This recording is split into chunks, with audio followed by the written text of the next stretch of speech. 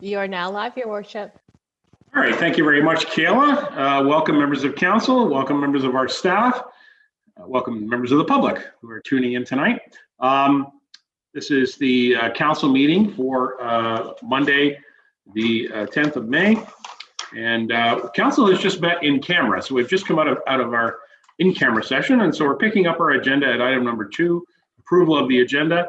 So at this time, I'll read that and I'll look for a mover and seconder. Recommendation be it resolved that council of the Township of Clearview hereby approve the agenda dated May the 10th, 2021 as presented. So a mover and seconder, Mr. Broderick, Councillor Walker, Broderick and Walker. Any questions? Seeing none, I'll call the motion. All those in favor? Thank you. And the approval of the agenda carries.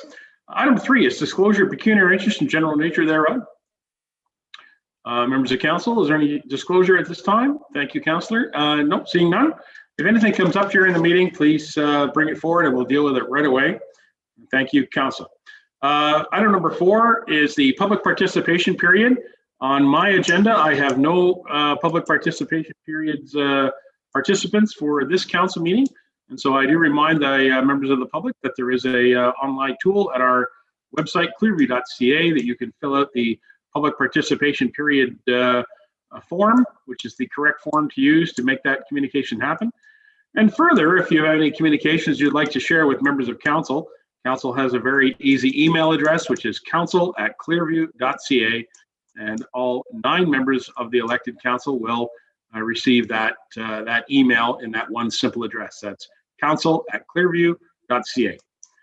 All right, so thank you. We are now ready to go right to our deputations. I'm hoping that Kayla or Brenda has our deputations on board. We are going to hear from Nora Holder and Leslie Paul. And I see Leslie's name popped up on my computer. And Nora Holder. Hello, Nora. Nice to see you. Nice to see you, Leslie. Welcome. I understand you have a deputation for us. And first of all, before we start, I want to congratulate and thank all of the nursing staff, as it's Nurse Recognition Week. So all the nursing staff at the Collingwood General Marine Hospital, we certainly recognize them, as well as all nurses that work in different places across our community and long-term care facilities and other jobs and roles. So we want to recognize the nursing profession. Nora, welcome aboard. Leslie, welcome aboard. I'll hand it right over to you. Go ahead. Thank you, Mayor Measures. I believe we have some slides to share with everyone this evening. There we go. Great, thank you, Kayla. All right, it's nice to see so many familiar faces here tonight. So my name is Leslie Paul, and I am chair of the board at the Collingwood General and Marine Hospital. This is my first year in the chair position, but I have spent this past 7 years on the board of trustees as vice chair, chair of governance and quality board committees, and chair of the board community engagement committee. At this time, I would like to introduce Nora Holder, President and CEO of the Collingwood General and Marine Hospital, a position she has held for the past 4 years, with 8 previous years working in a vice president position, overseeing the patient experience portfolio. We would like to thank you for inviting us to speak with you tonight, and over the next 10 minutes, we will be sharing some information with you about the Collingwood General and Marine Hospital's ongoing response to the ever-changing COVID-19 pandemic. Next slide, please, and I'll give it over to Nora.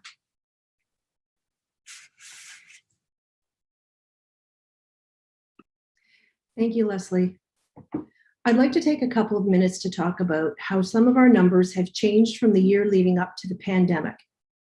Heading into the pandemic, CGMH had a roster of just over 565 employees and a total of 101 physicians, midwives, and dentists who have hospital privileges. However, since the beginning of the pandemic, the total number of CGMH employees has grown to 661. Which represents an 18% staffing increase. These frontline roles are across the board, but nursing and environmental services are 2 top recruitment groups.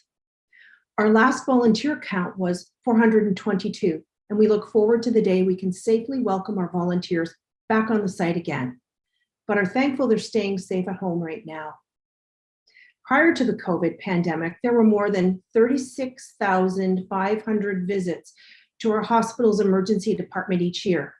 This number is substantial, in terms of the number of annual visits our emergency department was built for, but importantly, the volume of visits continues to grow each year. While we do know our ED visits are less in 2020-21, what we experienced and continue to experience is seeing patients coming to our emergency department with more serious illnesses.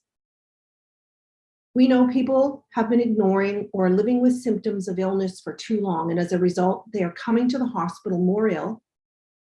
Influenza and colds were almost non-existent this winter due to public health measures such as masking, hand washing, and distancing. We continue to communicate to our community members the hospital's emergency department remains open for business, and it is a safe place to come to. More than 475 births occurred in 2019-20. So as you can see, South Georgian Bay remains a destination for young families. And we continue to see an increase in mental health clinic visits with more than 15,000 in the year prior to the pandemic start. We continue to collaborate with many partners and engage in new community initiatives to help provide the right resources to those who need them, such as the Mental Health Response Unit, which has been a tremendous success in the community. Surgical services has gone through unprecedented times, never seen in my career, with the ramp down of elective surgeries and non-emergent surgeries, not once, but twice within 1 year. The full impact of this is not yet known, but it's anticipated. We're looking at elective surgery case delays of 18 to 24 months province-wide, and we're preparing for an increase in cancer cases due to delays in seeking or providing treatments that pertain to COVID-19. At this time, CGMH is currently funded for and operates 74 inpatient beds, often running out over capacity, filling 77 or more inpatient beds. Additionally, oops, sorry about that, I don't know what happened there. Additionally, I must have hit something. The hospital has provided an 18-bed alternative health facility at the Collingwood Legion, which continues to be in operations today. We're very grateful to the town of Collingwood for the commitment of $1 million and a used generator that will be permanently placed at the Collingwood Legion as part of future planning for emergency relief efforts.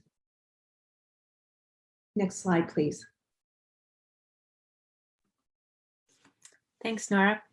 Over the past year and into 2021, our focus remains on 4 key projects: the Care4 Project, our Ontario Health Team Planning, Accreditation, and Redevelopment. Our Care4 project at the Collingwood General and Marine Hospital, in partnership with Georgian Bay General Hospital, Headwaters Health Care Centre, and Royal Victoria Regional Health Centre, we have partnered to implement the latest version of the Shared Health Information System platform called Meditech Expanse.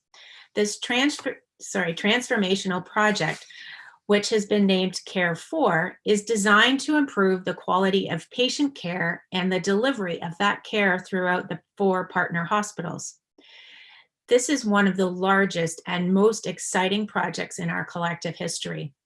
It will positively impact several hundred clinical and operational workflows across the continuum of care, ultimately providing safer, high-quality care to the residents of the regions we serve.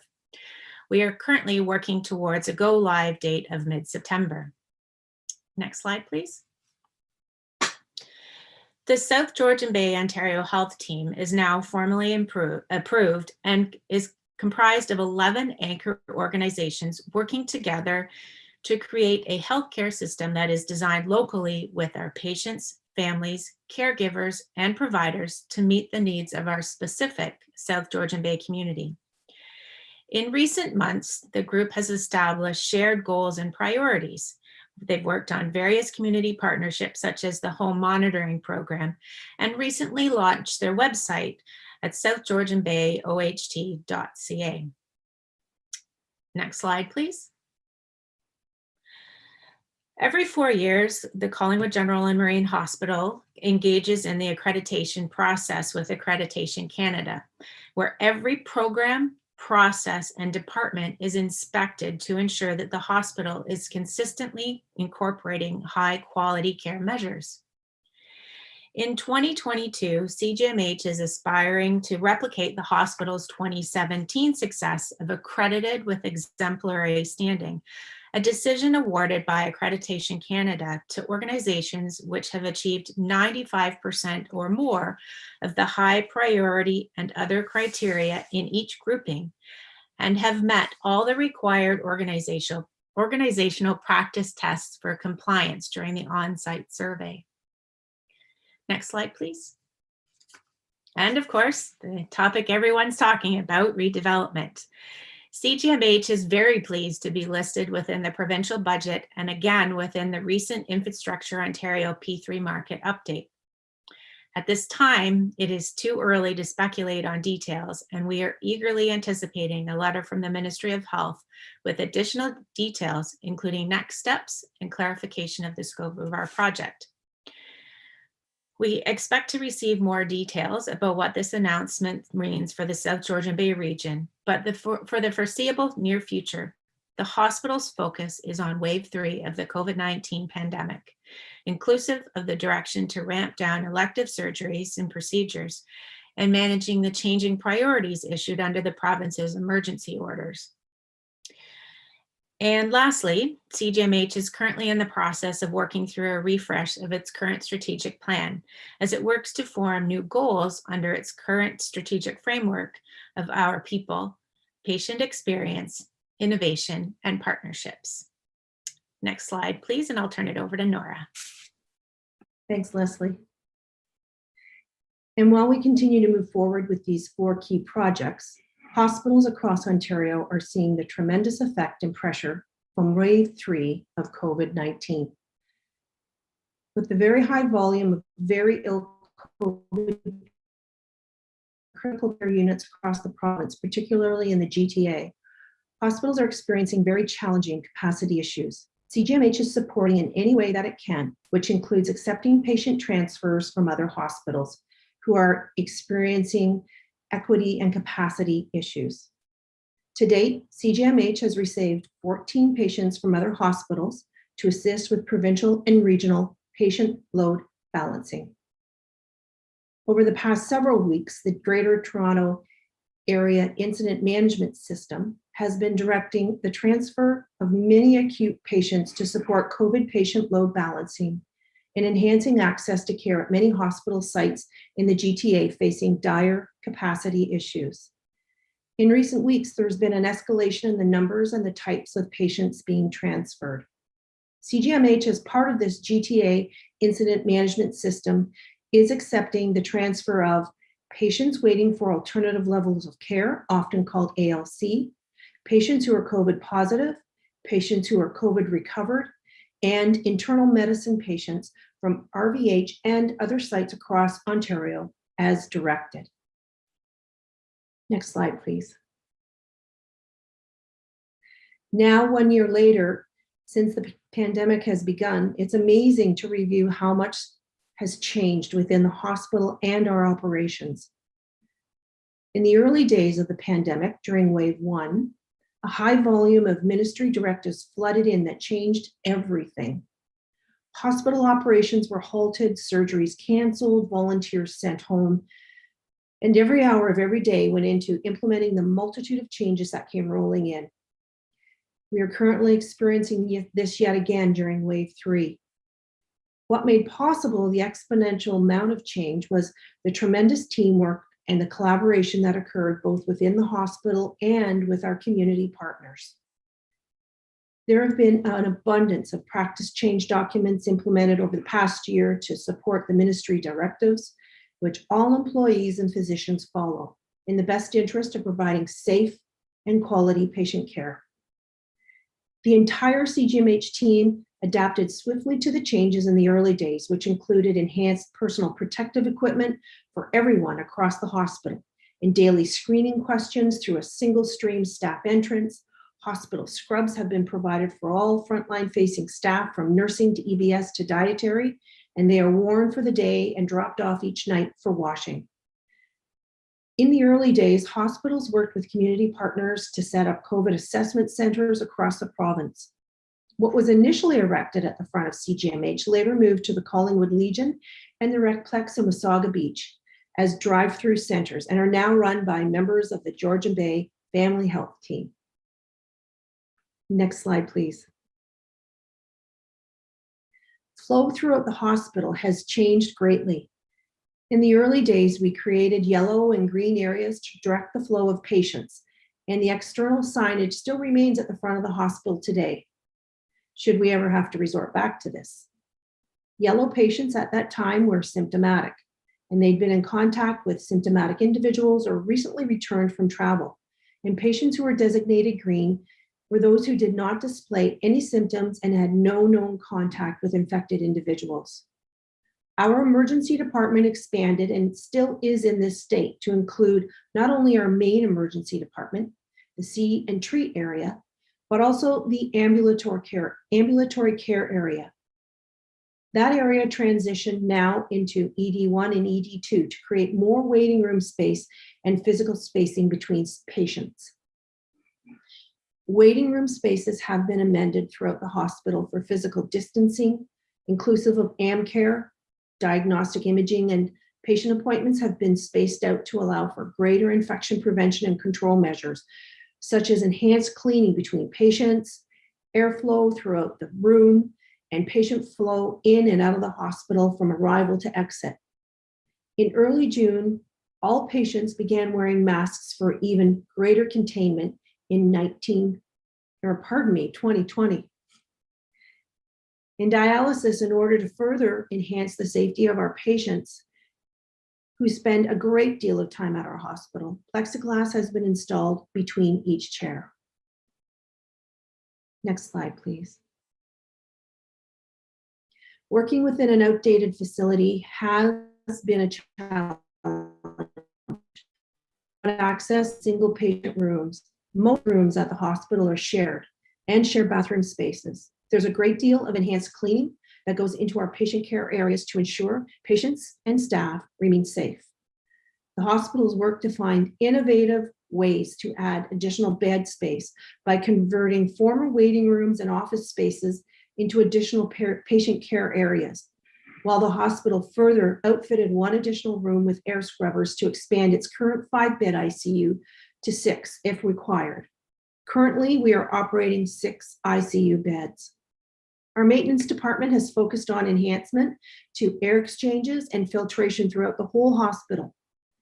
And as of May 3rd, CGMH has provided care to 78 admitted patients who have had a diagnosis of being COVID positive, with sadly 3 patient deaths reported to date in the hospital. We continue to look for and find innovative solutions to providing top-notch patient care in a very outdated space. Our employees have been adaptive and creative, but they do look forward to one day working in a state-of-the-art new hospital. Within the hospital, all staff-facing rooms, break rooms, the cafeteria, and meeting rooms have been reviewed by Occupational Health and Safety and marked for capacity limits. Our cafeteria has been spaced out to ensure tables and seating are 6 feet apart. In an effort to create more space for employees, one room in the former outpatient physiotherapy area has been turned into additional cafeteria space. Outside, additional picnic tables have been purchased to create more distanced outdoor eating area for the summer months. It's been a whirlwind of change, but the teamwork and the adaptability from all members of our CGMH team has been tremendous and greatly appreciated. At this time, vaccines continue to roll out across the community and the region, and it's hoped that as more of the population becomes vaccinated and people continue to adhere to the public health measures and the stay-at-home order, that less people will fall ill, our numbers will start to go down. Only then will we be able to return to some different type of life. We're all hopeful the summer will be a better place and time than this spring. Thank you very much, Council, for providing the time and space for us to provide this presentation. All right, thank you very much, Nora, and also thank you very much to Leslie and for your work as the board chair. Keep up the good work. First of all, I acknowledge that it's obviously been some changes, but I would suggest that there has been some changes that you've made quickly, you've made efficiently, and the hospital services continue. I have heard from members of the public, if I don't mind sharing, that initially the thought, a year ago right now, was that the hospital was closed, that you weren't to even go there. And that's actually, we heard in the community that that's not the case, of course. That if you still have an emergency that's not COVID related, you got to get stitches or your child has broken an arm or something, you still need to go to the emergency and the services are available. It's just procedures are changing when it comes to screening. So I'm sure that over the year you've learned how to deal with that, Nora, and the staff. And I'm sure that it continues to provide a great level of service to our community that we've always had. Good job. Listen, is there any member of council with any questions to our presenters here from the hospital? Mr. Patterson, go ahead.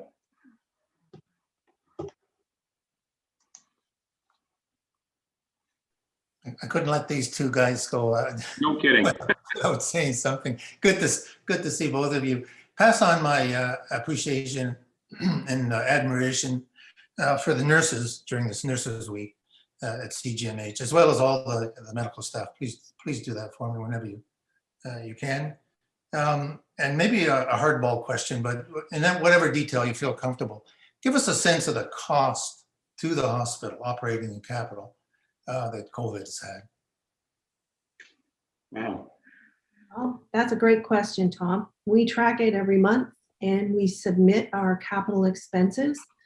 We've purchased so much capital equipment to make sure that patient spaces are safe. So one of the things we had to do was to ensure that in the 4, 3, in the 2 bedrooms, and even in 1 bedrooms, in all the inpatient places, that each bed has an IV. They have vital sign monitoring equipment, and in those 2, 3, and 4 bedrooms, each of the well, if it's a 2-bedroom, there's a commode for the other patient. There's no bathroom sharing, etc. So that's so patients do not share any equipment. So there's been quite a bit of also infrastructure change with the air exchange systems. We've made the 3 ED trauma bays separate with different air exchanges. Air exchanges have been enhanced. In the ICU, if you actually come into the back of the hospital, you can see the temporary piece. We're going to make that permanent. The AHF, we've put money into, but I do need to say, I don't have the number, but I do need to say that the vast majority of the expenses, both for capital equipment as well as operating, for those 18% of additional employees that we needed to hire, be they security, they would be screeners, be they nurses, be they environmental services. The vast majority the government has funded. We submitted every month our expenses. So that's not going to go to our bottom line at all. So the reconciliation, if we have extra money, we have to send it back. You know that better than I do, Tom. But I don't think we have that much extra money. So yeah, so I hope that answers your question. I don't have the exact number, but we will not incur anything as a result of that. Yeah, it does. Thanks. Keep up the good work. Thanks, guys. Well done. Good answer, Nora. Thank you. Councillor McKechnie, I saw your card and I'm looking for anybody else. Councillor McKechnie, go ahead. I see thank you, Your Worship. And Nora, nice to meet you. And Leslie, good to see you again. It's been quite a while. 2 questions. Do you have many patients waiting for long-term care? I don't know whether it's politically correct, but bed blockers, I think they're called. So I'm just wondering if you have many of those in the hospital now. And also to the Legion, wasn't that supposed to be an overflow hospital? I think I read. Was that ever used as an overflow hospital or facility? Absolutely. Nora? I can answer that. So we have 1 patient waiting for long-term care. We have 14 patients who have an alternative level of care destination. So out of those 13 today, and one is waiting for long-term care. One patient is. The others are waiting for retirement homes. They're waiting to be discharged home with supports from home and community care.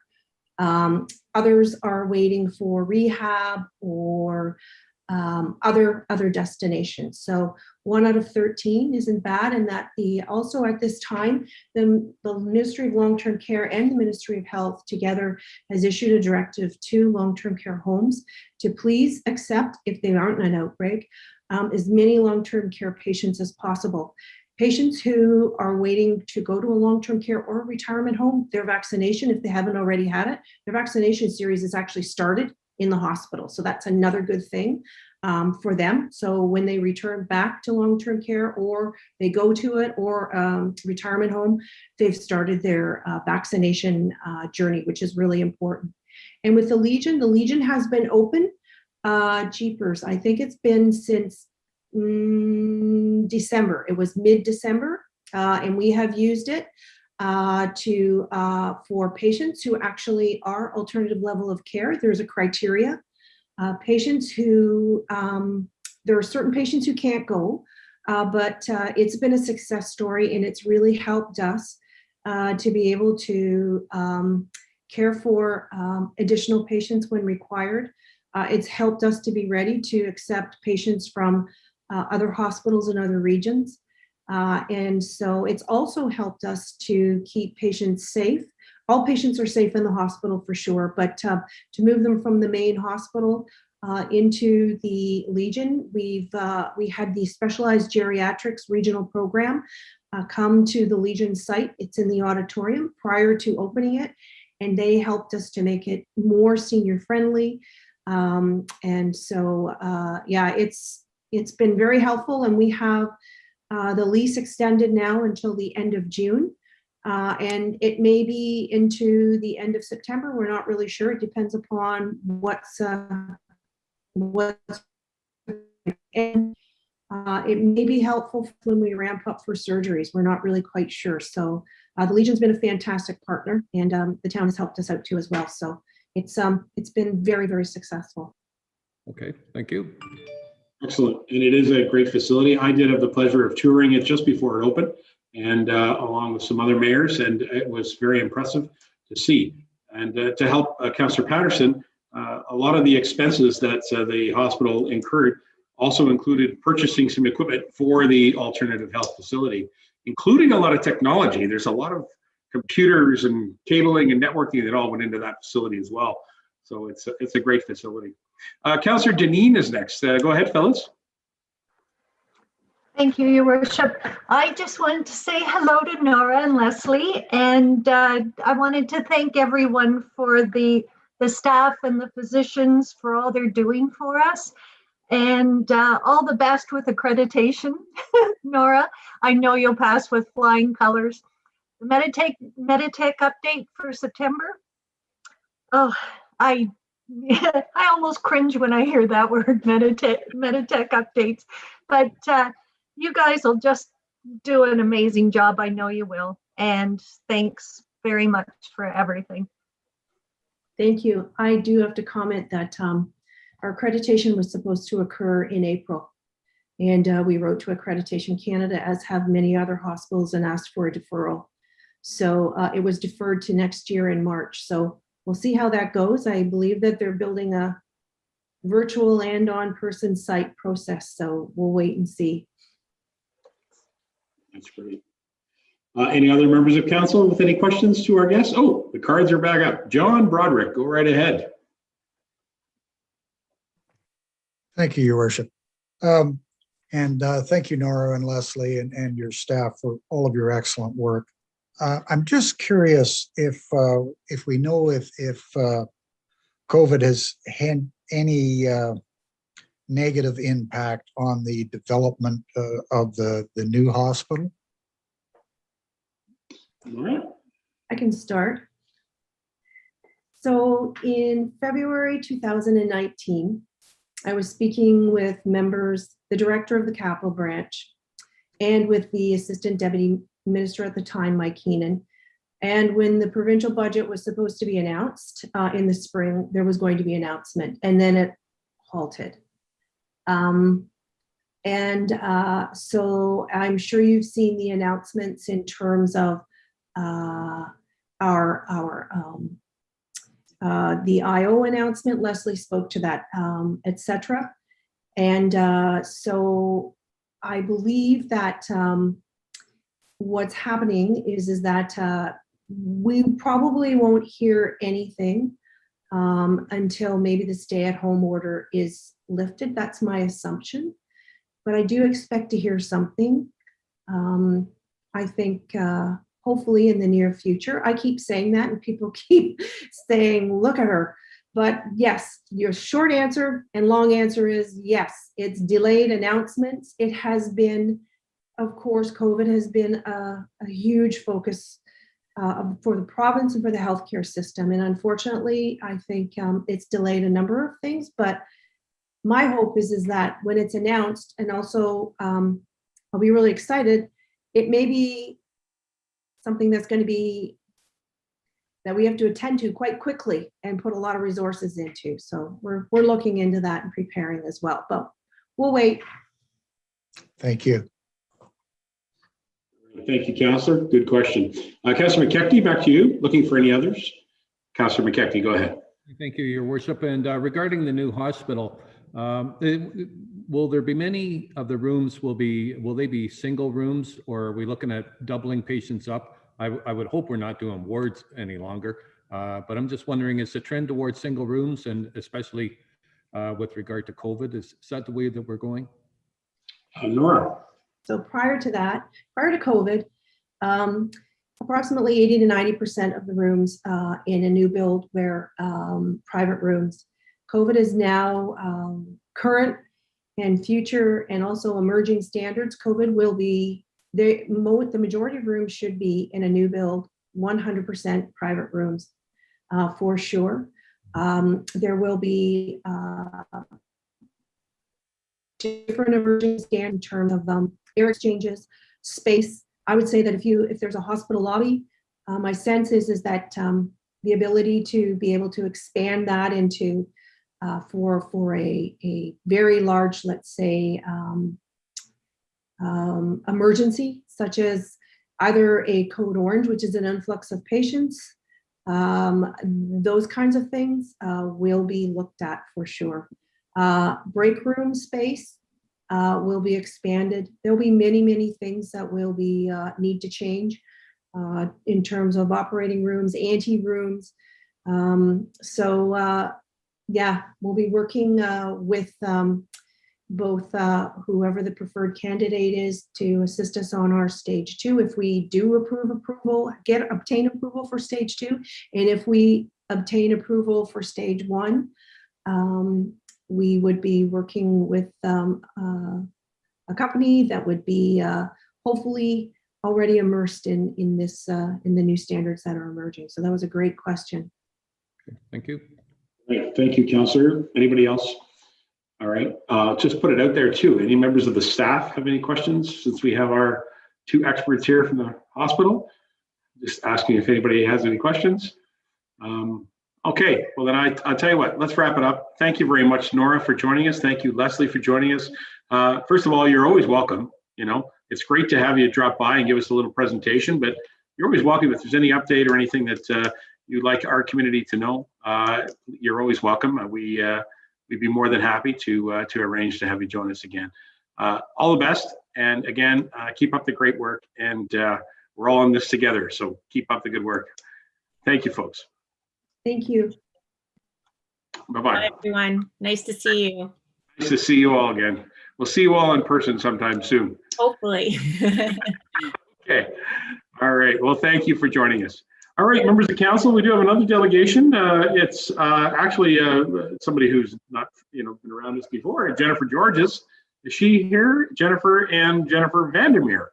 There's Jennifer Georges. Hi, neighbor. How are you? Hi. There you are. And there's Jennifer Vandermeer. Nice to see you guys.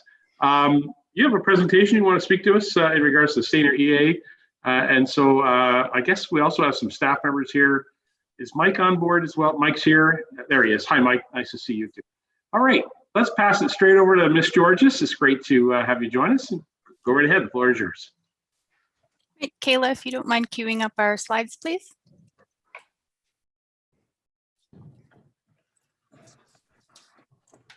Great, thank you.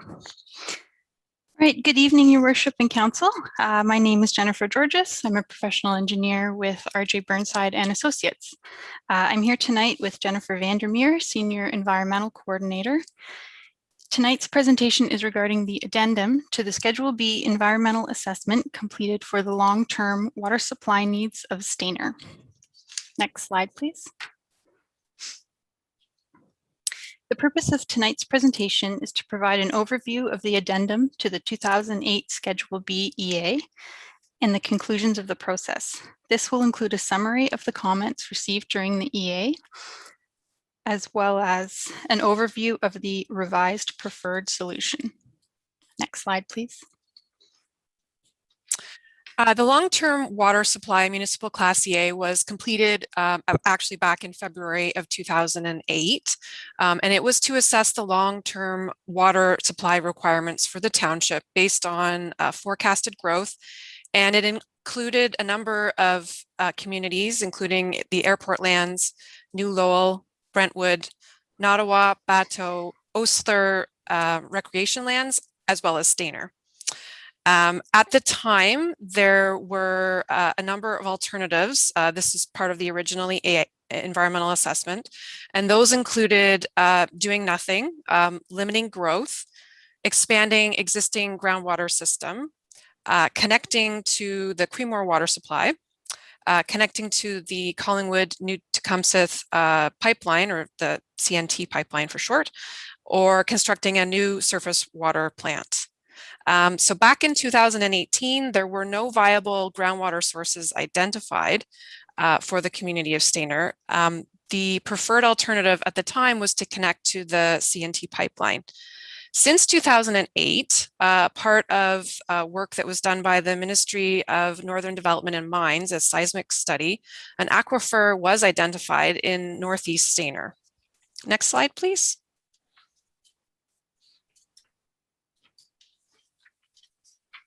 The location of a viable groundwater source northeast of Stayner prompted the township to undertake an addendum to the 2018 EA study, focusing solely on the water supply for Stayner. The addendum process is a document that the process for the addendum is to document changes to the project or the environmental setting for a project, which occur after the original environmental assessment is filed.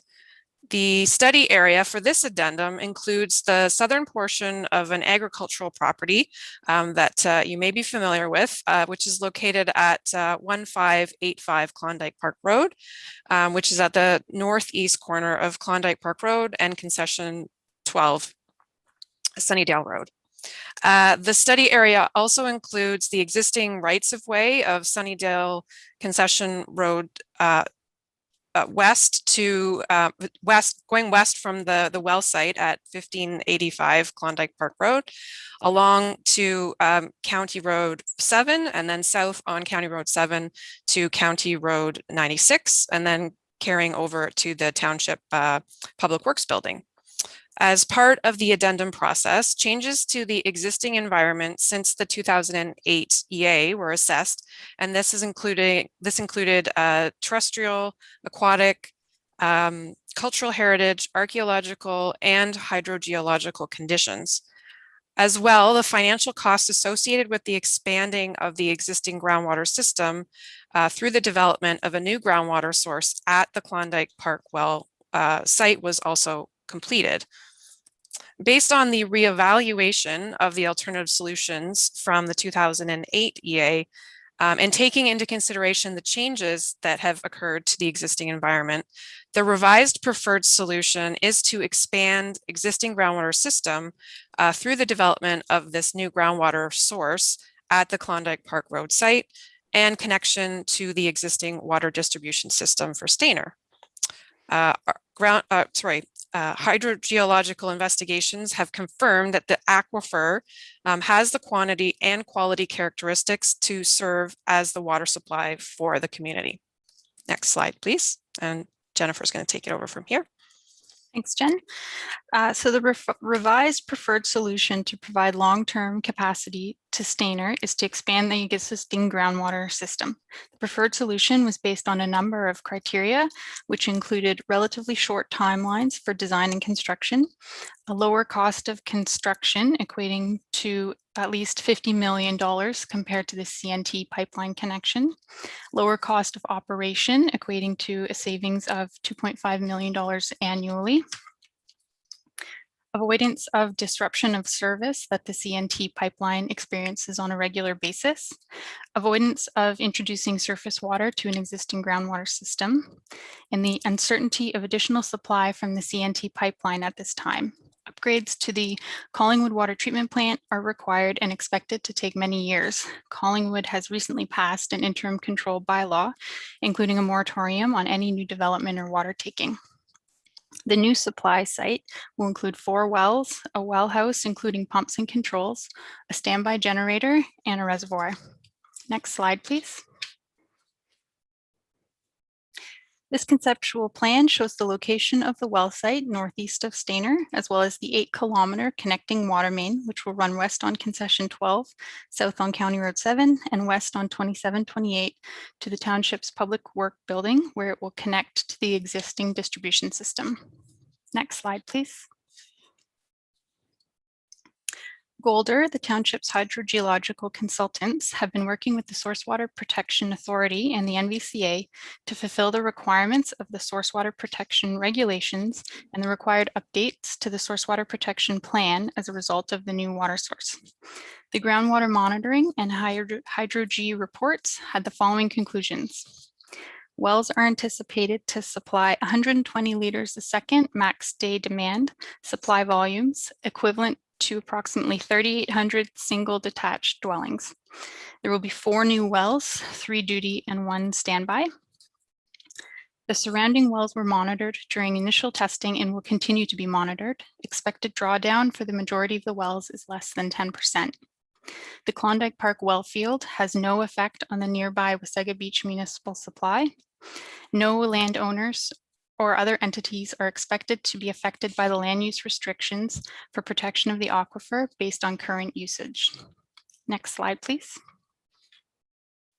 This slide just talks about the public comments that we received.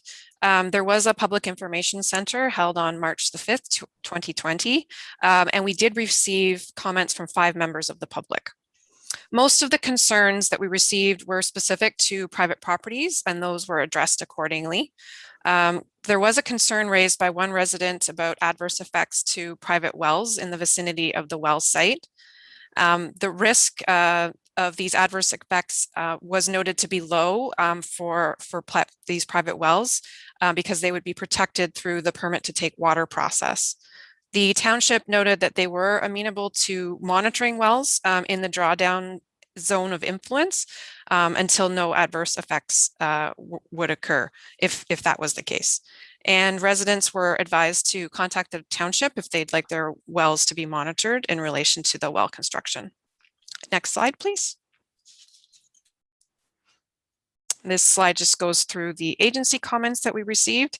The draft environmental assessment addendum report and some supporting reports were provided to several agencies prior to finalizing the document. The comments that we received, which were from 3 primary agencies, included the Ministry of Environment, Conservation and Parks, Ministry of Heritage, Sport, Tourism and Culture Industries, and the Nottawasaga Valley Conservation Authority. In general, the comments that we received from the agencies, they were predominantly just requesting clarification to documentation, and that was provided through the final addendum report. Next slide, please. And this slide just talks about the Indigenous community comments that we received. So as part of the EA addendum process, the study team notified all Indigenous communities that may have an interest in the study. We placed follow-up calls, emails and follow-up calls with the communities that did not respond to the initial notice. One community in particular, the Huron-Wendat Nation, expressed an interest in archaeological studies being undertaken as part of the EA addendum. And so a commitment to actually a copy of the stage 1 archaeological assessment report was provided to Huron-Wendat Nation. And also a commitment to following up with this community was added to the EA addendum report to inform the community of the future archaeological stages, which is a stage 2, which is planned to be undertaken during detailed design. Next slide, please. So the implementation of the revised preferred solution includes the design, permitting, and construction of a well site, pump house, reservoir, and a large diameter connecting water main, as Jennifer has explained on a previous slide. During the detailed design phase of the project, which is actually being taken place now, as I mentioned on my earlier slide, a stage 2 archaeological assessment will be completed for the well site and also areas that exhibit archaeological potential along the water main route. We have also committed to undertaking an update to the cultural heritage evaluation report to document any impacts to cultural heritage resources identified along the water main route. There will be permits that will be needed to be acquired from the Ministry of Environment, Conservation and Parks for dewatering activities, and from the Nottawasaga Valley Conservation Authority for works within their regulated areas. And we will also need to make some efforts to confirm if permitting would be required through DFO for any in-water works. Jennifer's going to take you through the last few slides. The total cost of the project, including engineering, permitting, and construction, is approximately $35 million. These projects are currently within the development charges bylaw. The township does not have the debt capacity to fund this project. Developers who require the water supply for their developments have been asked to provide the funds through advanced payments of development charges and possible front-ending. Funding is part of an ongoing negotiation process led by the township's financial consultants, Watson and Associates, and is considered outside the scope of the EA. Next slide, please. This concludes our presentation, and thank you for your time. Thank you, Jennifer. And Jennifer, Mike, would you like to add anything before we go to members of council? Mike Ron? Thank you, Your Worship. I do want to thank Jennifer for the presentation and all the work. That 12-slide presentation is the summary of 1,000 pages that you're welcome to read in its entirety on our website anytime. Nothing to add this time. There's more work to come from RJ Burnside, from Golder and Associates, and the other partners we work with to make this come to fruition. But with what we've seen going on in Collingwood, this is a really good outcome, and the cost savings alone, as Jennifer indicated, are they're going to benefit this community for forever. Thank you, Mike. You're absolutely right. I recall your cost estimates from many meetings ago. Gosh, it's been years now. And so it's great to see that.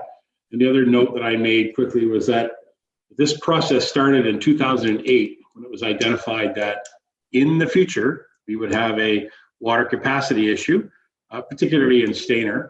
I saw also in one of the early slides, ladies, that you mentioned other communities like Nottawa, the Bateau, and so on. Are there any, if I can ask, are there any information that the EA has rendered that would help us answer some of the questions for those neighborhoods here in Clearview? I know we've identified this for Stayner for sure, but is there anything from the EA in the process that has helped us identify those concerns there? I can answer that. Sure. No, we did not look at any of the other communities. This addendum was strictly looked at Stayner. So any of those other communities would have to be looked at through a separate addendum process. Okay, I just wanted to put it out there that although the process started in 2008, we identified across all the township, this is the one that we worked on because we saw the initial need that's pressing. So appreciate that. All right, members of council, have you got any questions or anything you'd like to ask to some of our experts here? Mr. Lamers is first. Go ahead, John. Thank you, Worship. Yeah, For the local landowners, what kind of guarantees do they have that 10, 15 years down the road if we have a dry summer that they're guaranteed their water? Who would like to take that? I can take that. So I will say that Golder is the experts on the hydrogeological side of things. But if I may speak for them, I know they have done significant groundwater modeling as well as well monitoring. The monitoring will continue through the next stages of the project. If there is any adverse effects, there are mitigation measures that can be completed, such as providing the people a new well, or if depending on their location, connecting to the new water main that will be constructed. So there are certainly options if that does happen.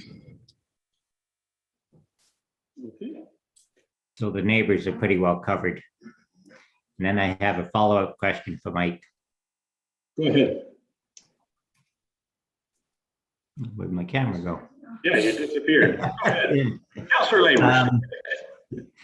With everything that's going on, have you got enough funds to carry on without a lapse in all the process before you get all your contracts signed with your stakeholders? Certainly. So Councillor Lamers, through the mayor, the agreements that the three developers signed in November of last year, council will recall, there's three bylaws. Three of the developers not only prepaid, but paid a top-up component for the remaining capacity for Stainer, to the tune of approximately 5.8 million, and that's going to take us right to tender stage. And right now we're working with all the Stainer development community to build up the funds required to go to construction, which would be potentially in spring of next year. Thank you, Mike. Perhaps before we go to other questions on that point, Mr. Ferguson, you've been working with the staff as well as the members at Watson on this point that Mr. Ron just brought up. John, do you have any update you want to share with council what the status is on that? Well, the entire financial piece that involves development charges and the contributions made by the developers is really the key point of the cash flow. So Councillor Lamer's question about cash flow, that's what's being calculated as a result of these development charges forecasting the future, so that we can pay the bills as they come in. Great, thank you very much. All right, any other members of council with any questions? Oh, okay, I saw Leishman and then McKechnie. Go ahead, Connie. Thank you. I was just wondering, Mike, if people are going to be able to tap into this on concession 12 if they want to have town water instead of, or real water instead of their well water. Is it possible? That's an excellent question. So the short answer is no. No. Because we're doing the EA and it's for the Stainer settlement area. We're asking the Stainer area developers to pay for all of this infrastructure. You know, they're paying $35 million and potentially topping up much more than their development charge component. To allow other people to connect to it, it wouldn't be fair to the development community. As Jennifer mentioned, if there's a problem with the well in the future, we would consider it as a mitigation measure. But from all the testing that we've seen, and being in an aquifer that can produce 120 liters a second with almost zero impact, you know, the chances of affecting a well out there are very slim. Yeah, thank you. Great. Good question and good answer. I'll be interested to hear more about that. Councillor McKechnie, you're next. Is there anybody else is looking? Go ahead, Doug. Thank you, Your Worship. And I have two questions, and the first one I'll put to Mike. Mike, so I'm just doing a little bit of mental math here. So the cost of construction is 35 million, and we're still $50 million cheaper than connecting to the Collingwood new Tecumseh pipeline, which I agree that's not going to happen. But anyway, so you're telling me that if we were to connect to the CNT line, then that would have been $85 million for us to connect to that. Is that right? The short answer is yes, and it's more about the reservoir capacity required when you connect to that pipeline. So the reservoirs are very expensive to store enough water for those 11,000 people, and then you have to multiply that by 3 because when you have tie into the pipeline, you require 2 additional days storage. So a $5 million reservoir turns into $15 million, and it increases very rapidly. Okay, yeah, no problem. I had no idea what all was involved. I thought you'd just go and punch a hole in and stick a pipe in and start sucking out water. But anyway, it's a good thing I'm not an engineer. And my second question is to to one of the Jennifers. The stage 2 archaeological assessment. Is that 15 years ago? That was just a case of, they would come out and they would dig a bunch of holes in the ground and then sift the soil through and to see if there's any sort of artifacts in there and such. Is that still the way that that's done? Generally, yes. There's 2 options that the archaeologists can use. One is if it's primarily an agricultural area, which would be the case for most of this study area.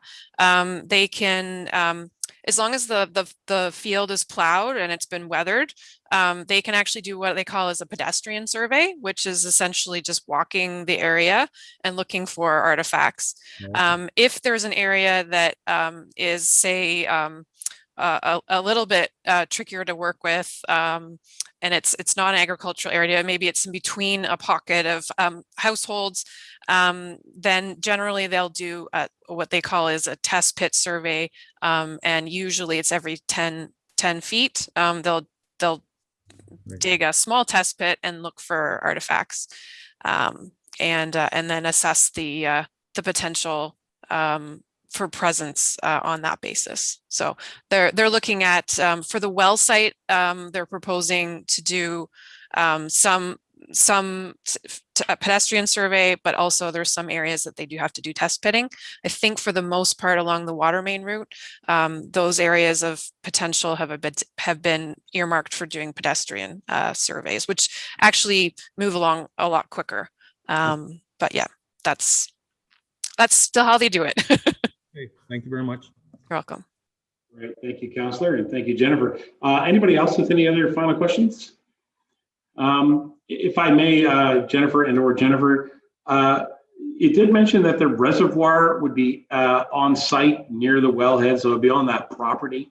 What's that reservoir going to look like?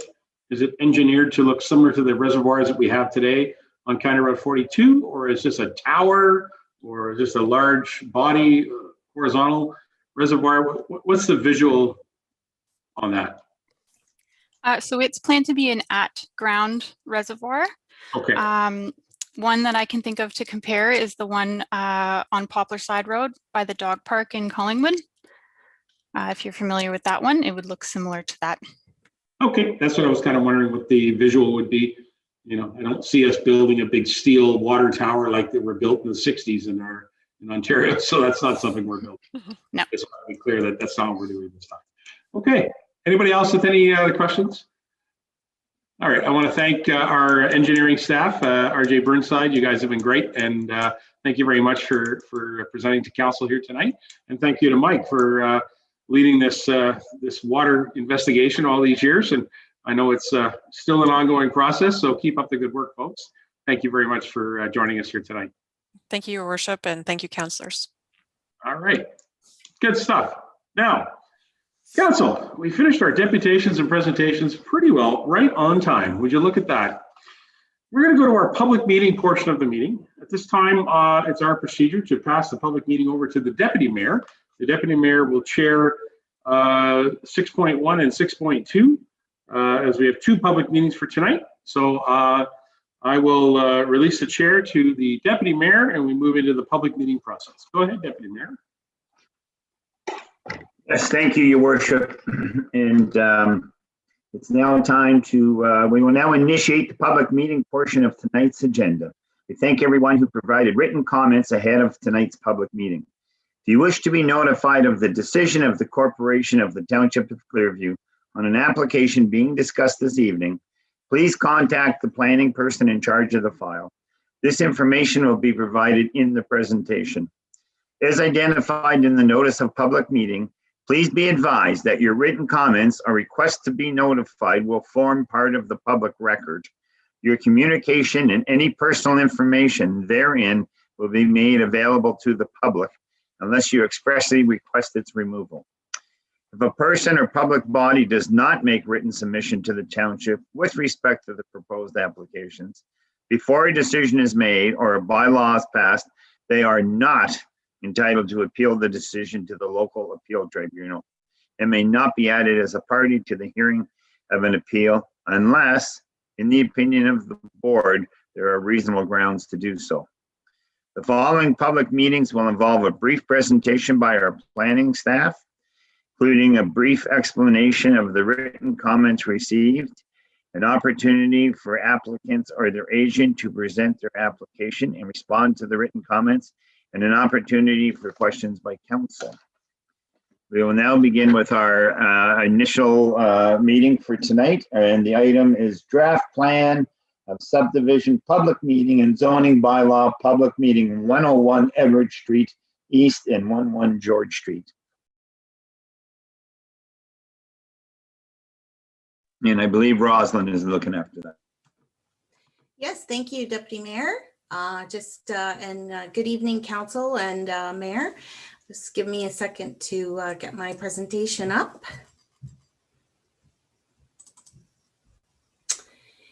Thank you. So tonight we're here for a public meeting. It's a draft plan of subdivision and a zoning bylaw public meeting, and it's files 2019-024 SD and 2019-025 SD and 2019-024-ZB.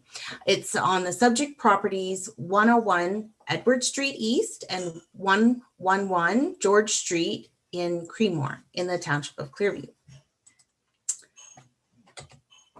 And again, this is a pictorial of the subject lands. So the subject lands are 101 Edward Street, and the other property is 111 George Street in Creemore. The existing policy framework is that the current township official plan designation is residential, and there's also a regulatory flood line of the Mad River. And in the zoning bylaw, the property is zoned development area DA and hazard land overlay FP and hazard land special policy FP-SP. This is a pictorial showing the official plan designation. So the red outline is the subject lands, and that is showing that the lands are residentially designated. And the little breakout map here does just show that purple line where the regulatory flood plain of the Mad River is showing. The existing zoning bylaw shows the properties, again, outlined in red as zoned as development area DA. This shows, again, the overlay. So the light blue is underneath this hazard land overlay, and the purple is a hazard land special policy FPSP. Again, these are reflecting the floodplain nature of the properties. The proposal is the draft plan of subdivision. So this draft plan of subdivision has two applications on two properties, and the total development proposed is 57 units. On 101 Edward Street East, there's 20 single detached dwellings and 30 townhouse units. And on 111 George Street, there are 7 single detached dwellings proposed. For the zoning bylaw amendment application, the application will zone the lands from development area DA to residential low density exception hold, so RS2-XX-H-X, and residential multiple medium density exception hold, so RS5-XX-HX, and stormwater management facilities SM. The hold symbol, which would depict the H-X, will be lifted when there are adequate municipal services and a subdivision agreement has been entered into with the township. The exception for the zoning bylaw amendment to the residential low density RS is required to recognize a smaller lot frontage and lot area on some of the lots as follows. The minimum lot area in the RS zone is 750 square meters, and some of the lots in that subdivision will be proposed to be 600 square meters. And the minimum lot frontage in the RS2 zone is 18.5 meters, but in this case, they are proposing some lots will have 13.5 meters. The exception to the multiple medium density RS5 zone is to, again, also recognize the smaller lot area on some of the lots as follows. In that RS5 zone, the minimum lot area is 200 meters, and in some cases, they will be proposed to be 189 meters squared. This just depicts the 101 Edward Street subdivision application. The larger parcels are where the single detached dwellings will go, and this is the townhouse units with a road connecting Edward and George. This shows the property at 111 George Street. And again, the singles are proposed along George. There is a larger block for stormwater and for infrastructure, but the lots are fronting onto George Street. Notice in circulation, notice of the subject draft plan of subdivision application and the zoning bylaw amendment applications has been given in accordance with the Planning Act on April 20th, 2021, and it was done through mailing out and posting a sign on the properties. Details of this application and supporting materials have also been made available to the public and have been circulated to the relevant commenting agencies. This map depicts where the notices were mailed out to the properties, and those are those properties in yellow. And this distance is 120 meters from the subject land, so from those lands that are outlined in red. So at this time, I'll just take an opportunity to read out the 3 comments that we did receive on this application. The first comment was submitted by Pascuzo Planning Incorporated, and it reads as follows. I act on behalf of AutoSolve and the owners of 104 Edward Street East, which is located directly across the road from the proposed development. I have reviewed the proposed draft plan of subdivision and zoning bylaw. It is worth noting that my client does not want to impede the approvals of the proposed development. However, they have concerns related to how the proposed development may impact their operation now and in the future. AutoSolve is a full-service vehicle repair shop. To the best of my knowledge, my client's property is the only property in Creemore that is permitted to be occupied by a motor vehicle repair shop. Therefore, it is important that the use is permitted to continue in order to service the area. Unfortunately, last year, town staff issued an order to comply to my client, which was eventually revoked after my client retained a solicitor and provided historical information related to the property, see attached. Obviously, my client is now extremely sensitive to what is being proposed in the immediate neighborhood. It appears that the proposed development will not prevent my client's shop from continuing to operate as is. However, should an expansion to the shop be required, the proposed development should not impact that expansion potential. I recommend that any proposed agreement on title related to the development include a warning clause related to my client's existing operation. Further, I request that my client's address below, as well as my own, be added to the circulation list on further notices related to the above noted applications. And it is signed by Pascuzo Planning, Andrew Pascuzo, who is a registered professional planner. And I do note there were some additional attachments provided with this. And if anyone would like to receive them, I'm happy to provide them. Just send me an email. You'll have my contact information shortly.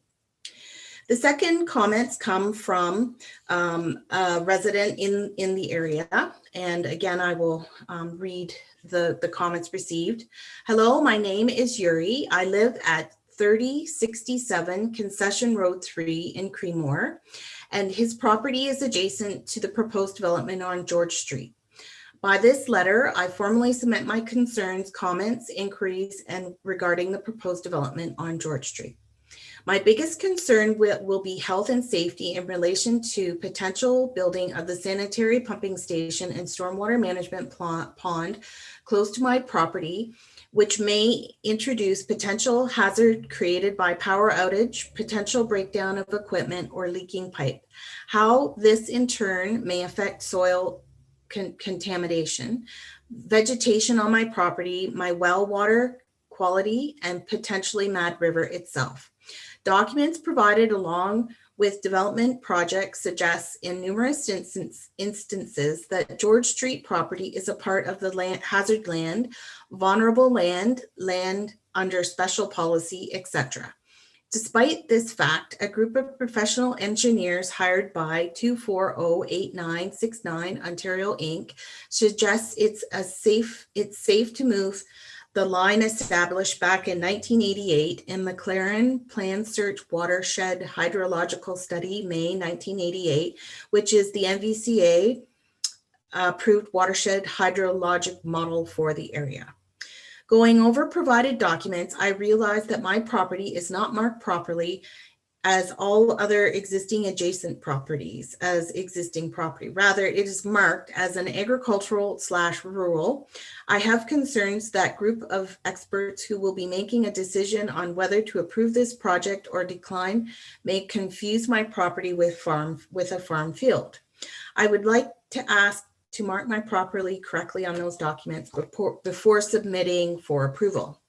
In the preliminary SWM report, a phosphorus load analysis has been provided where a pre-development number of 0.35 kilograms per hectare per year is being replaced by a 1.52 kilogram per hectare per year after suggested mitigation for post-development. Now, number one, what impact does this phosphorus content pose to soil and groundwater contamination? What are the potential hazards? 2, is subject property on George Street and my property located on the floodplain? 3, is floodplain hazard map study of May 2019 submitted by Tatham Engineering for 2408969 Ontario Inc. is a correct procedure to move the floodplain line from existing position as a hydrological research made in 1988. How will Clearview Township, number 4, how will Clearview Township ensure that the floodplain hazard study of May 2019 submitted by Tatham Engineering is a correct procedure to establish a proposed floodline? Will the Township of Clearview hire a subject matter expert to check it? Number 5, is sanitary pumping station and corresponding infrastructure pipelines are allowed to be presented on hazard land? 6, what is the best setback from my residence to sanitary pumping station? Please provide a drawing. 7, could any new potential hazards be created by the SWM and sanitary pumping station during normal operation, during emergency, power outage, flood, etc.? 8, is untreated sewage in general a hazard substance? Is it permitted to store and transport it on a hazard land? 9, will sanitary pumping station create any nuisance, whether it be odor or noise? 10, is there any plan to mitigate such? My next concern will be related to proper buffering my property with vegetation and landscaping from the SWM pond that will have steel fence, blankets, danger signs, and overly has industrial design. This is not in harmony with surrounding neighborhood. As of right now, there is no design provided for the SPS, but I would like to know if it would be buffered accordingly too. 11, will a proper buffering plan for existing and future vegetation and landscaping protecting value property value, protecting value and appearance of my property from adjacent George Street property be provided. My next concern is of financial nature, and I'm asking following from perspective of the taxpayer. Is this development what projects will be done at municipal cost? Please name and provide an estimate cost of them. Does the township believe it is a profitable project? My next concern will be related to construction itself, and shall it be approved? 13, during construction in particular, during excavation, dewatering using sumps and pumps may be needed, specifically for sanitary pumping station. Advanced dewatering may be needed as a geo and technical investigation report submitted by Cambrian Inc. Is there any potential hazard to vegetation in my garden and well water levels on my property? 14, on a preliminary SWM plan, in particular on a conceptual grading plan, page 102 comments on my property suggest that minor grading may be required on adjacent lands to suit drainage channel grading design. I need all the details on how it is planned to do and overly what will happen with my fence in the area adjacent to George Street property. 15, will a construction be overseen by representatives from township to make sure that conditions and recommendations mentioned in the documents and in general construction practices are met, e.g. suggested dewatering during drier season, etc. Finally, I have a concern about overall nuisance during construction period.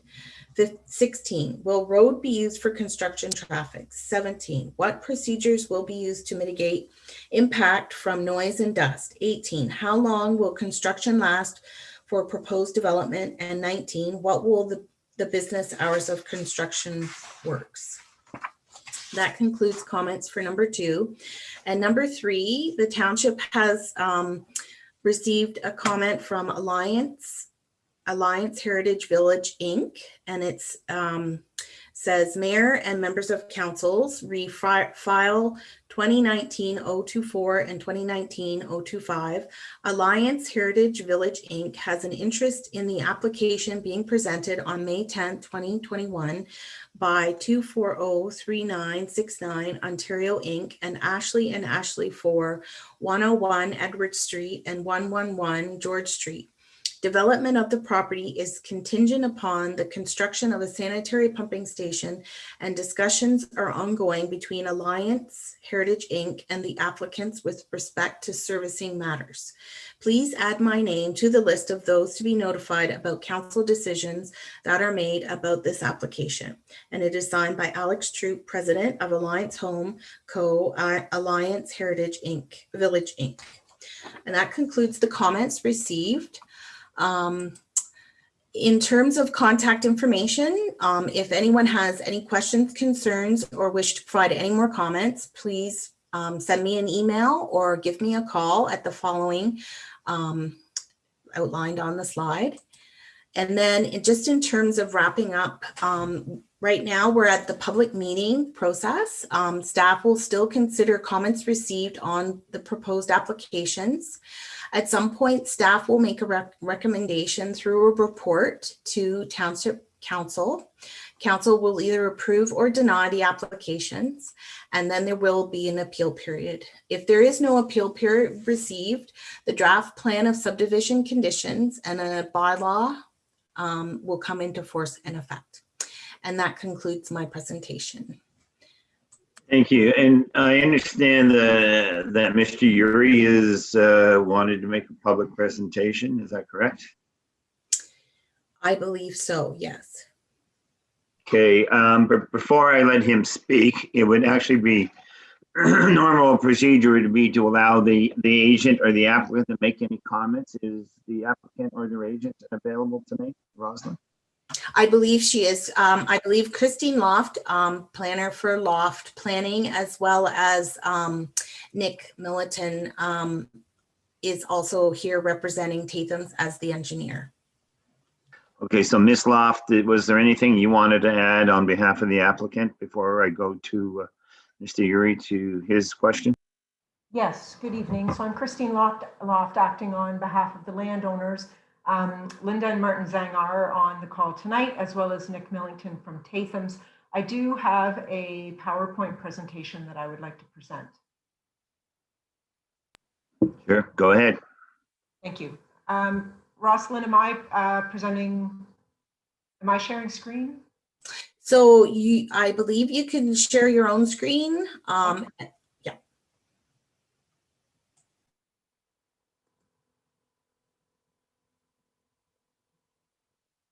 Yeah, you're good. Good.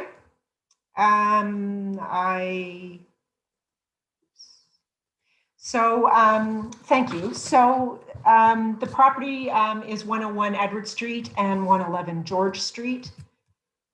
There are two draft plans. The properties are two separate conveyable properties, and as such, two draft plan of subdivisions have been applied for.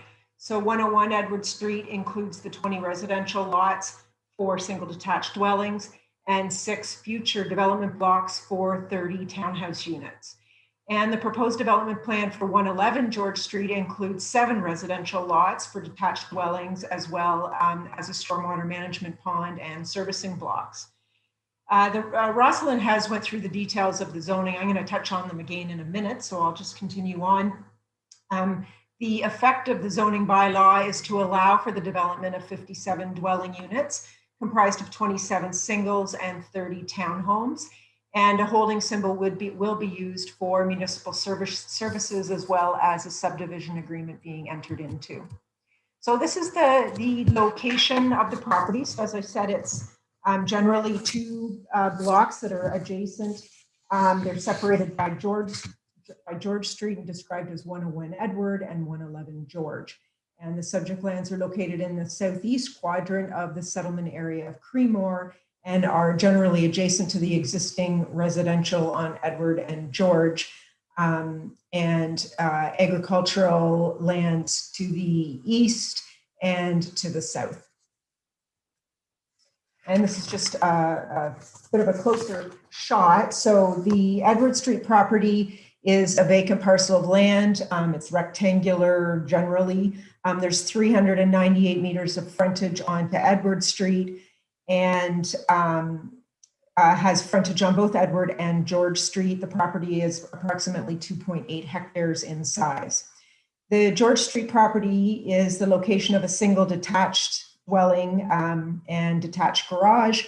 It's an irregularly shaped lot with 123 meters of frontage on George Street. And there's also, of course, frontage on Concession Road 3.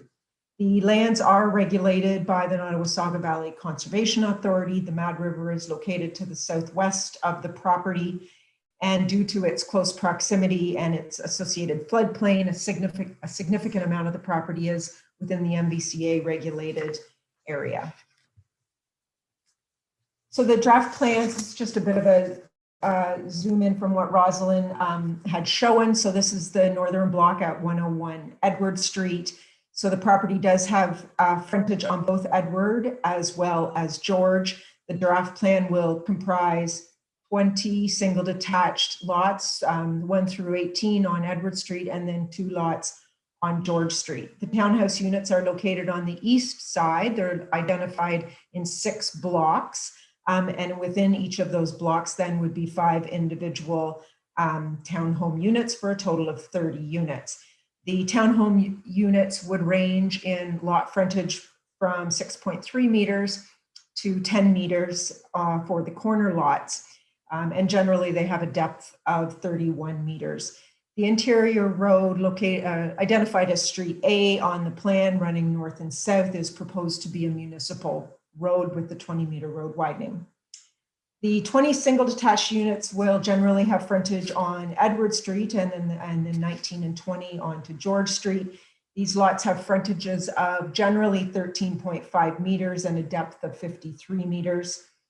And these there's also an open space block located on the west end, as well as several servicing blocks. There's the 6-meter block running along the rear lot lines of lots 1 through 16, and then connecting down to George Street. And then there's also the block on the east side, which is a 14-meter servicing block. And this is the George Street land. So they consist of 7 single detached lots. The parcel is consumed largely of a stormwater management block that will facilitate both of the draft plans and also would contribute to the comprehensive municipal plans with respect to servicing and stormwater.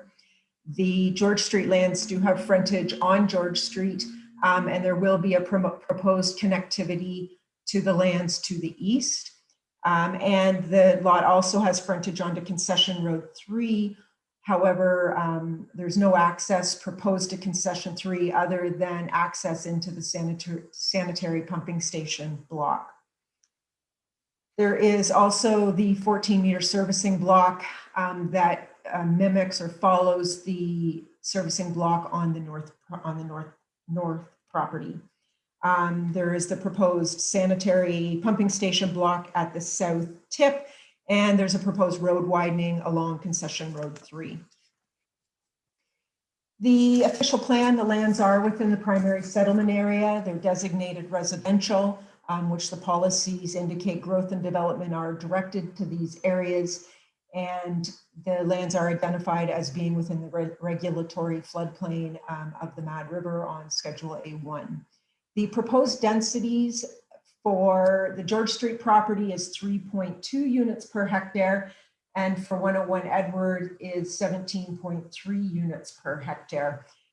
Certainly the George Street property is at a low density simply because of the extent of the servicing and the stormwater blocks.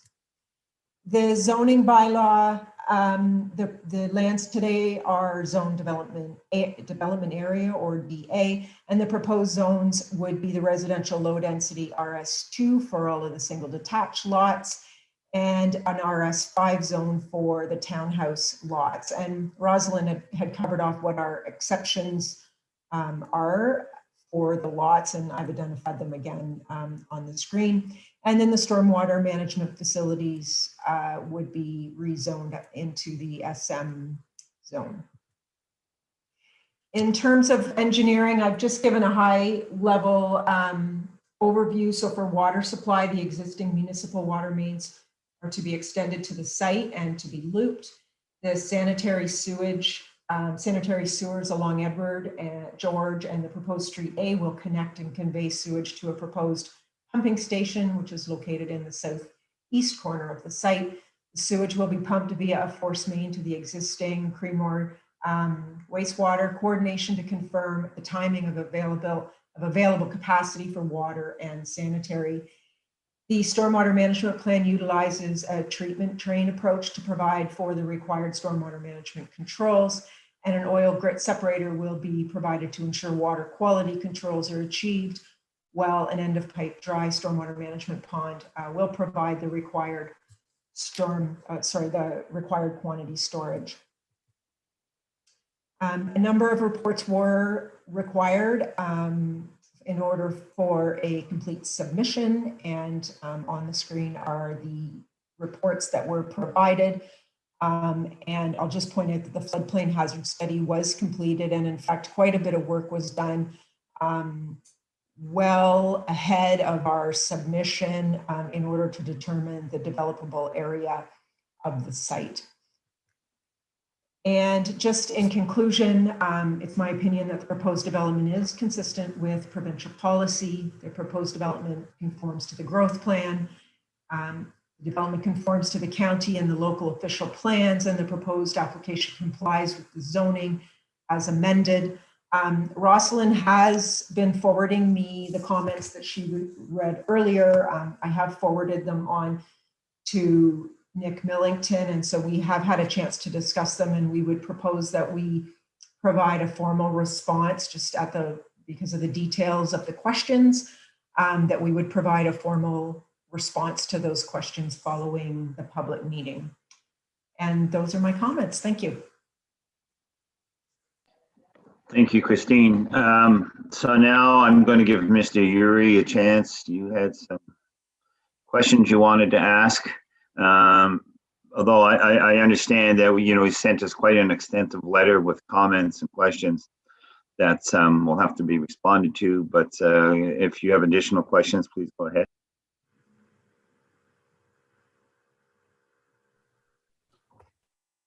Thank you very much. Can I start? Yes, please start. Okay, so my name is Yuri. I live at 3067 Concession Road. I would like to take a moment to introduce myself. I hold a valid and provincial license of industrial mechanic, industrial electrician, and master electrician in Ontario, as well as title of mechanical engineer for my home country. By nature of my job, I work a lot with technical data drawings and plans. Most important of my concerns would be sanitary pumping station and stormwater plant.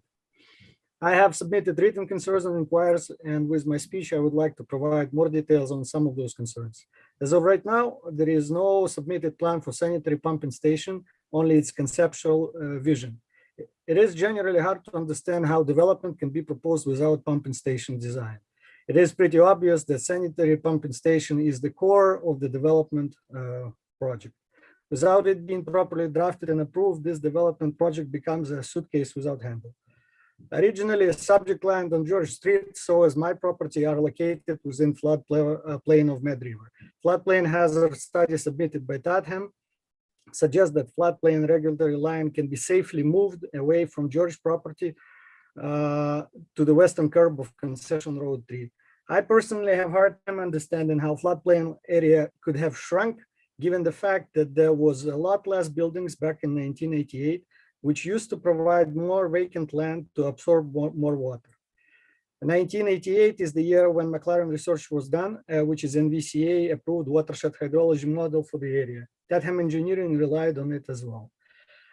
George Street parcel is adjacent to lands that are designated Greenland hazard land areas, and therefore subject property is subject to the land use policies that govern hazard lands and floodplain protection.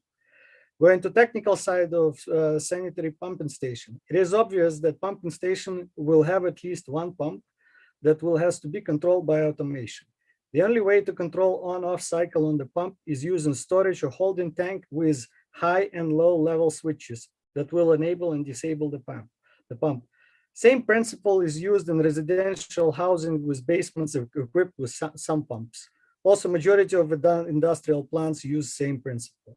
As a technical person, I don't see any other solution for this task. Using this principle will put the station in storage and transfer of hazardous materials category. In fact, untreated sewage waste is a hazardous material. Section 415.14 of Simcoe County Plan suggests specifically for floodplain and hazard land that permit may be issued for development only if following conditions are met. In particular, B, new hazard will not be created and existing hazards aggravated. And E, the development does not include institutional uses, essential emergency service, or the disposal, manufacture, treatment, or storage of hazardous substances. I would like to get better understanding on the position of municipality on how hazardous floodplain areas should be used and how existing residents of those lands will be protected. For this reason, I'm asking to resubmit documents with proper marking of my property. No chances should be taken when assuming risks for the existing residents, which are taxpayers as well. My property is naturally sloped down from suggested development property on George Street, so any potential failure of equipment may introduce risk of flood, soil contamination, or both. Finally, my property is my primary residence, place where me and my family lives, and my biggest investment. Under no circumstances, my property should suffer a loss of value due to the proposed development. A very careful approach should be used in properly buffering of my property from proposed pumping station and stormwater plant, which as proposed has industrial design that is not in harmony with surrounding properties. As of right now, I haven't found any evidence that proper buffering with my property is suggested. I would like Township of Clearview to understand my position on development. I'm not against development of the area, nor I have my right to be against it. My position is that there should be no exclusions be made for any of the parties when abiding existing rules, laws, and procedures, and safety of existing residents is a paramount. Thank you very much for your attention and giving me ability to voice my concerns. Thank you, sir. Did Christine or any member agent of the applicant wanted to respond to Mr. Yuri? Hi, through the deputy mayor. I think we will respond in writing. The questions are quite detailed, and I think it's fair that Tatham have some time to respond in writing, and they could probably also include some of the NVCA discussions and what's been discussed with the NVCA, because I think that's an important piece of the questions that Yuri's speaking about. So we would provide formal comments, and we can direct them or email Yuri directly and copy the planners as well. We're happy to do that. Thank you for that. And just to assure you, Mr. Yuri, no decision has been made tonight. No decision, but this is strictly a public meeting for input that you have put a lot of effort into, and thank you for your input. But I am now going to go to staff, and I'm going to go to council and ask if any members of council have any comments or questions.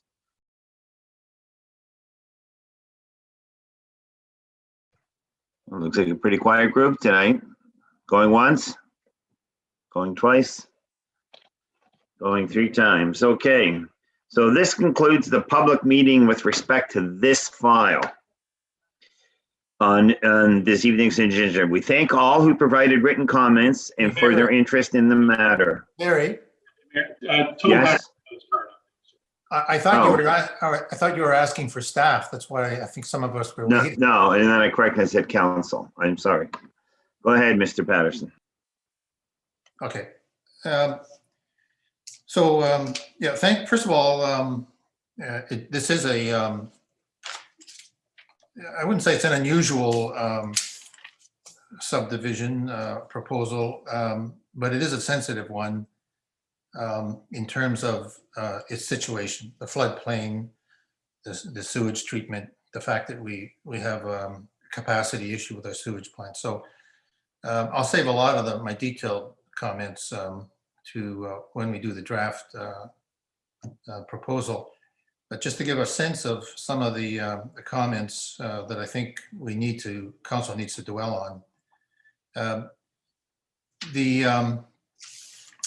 Certainly the stormwater management is an issue, but we need to consider the fact that we do have this longstanding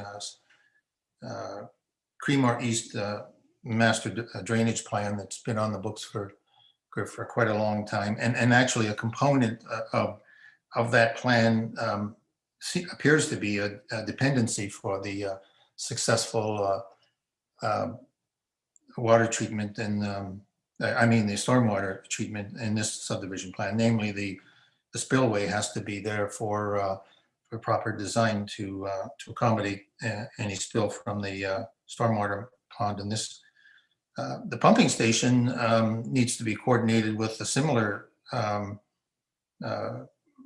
design for the MDM developments on Edward Street, on the corner of Edward and May. It used to be called there in 80 Main and Mary Street, the old Macintosh development, now the MDM development, 72 units.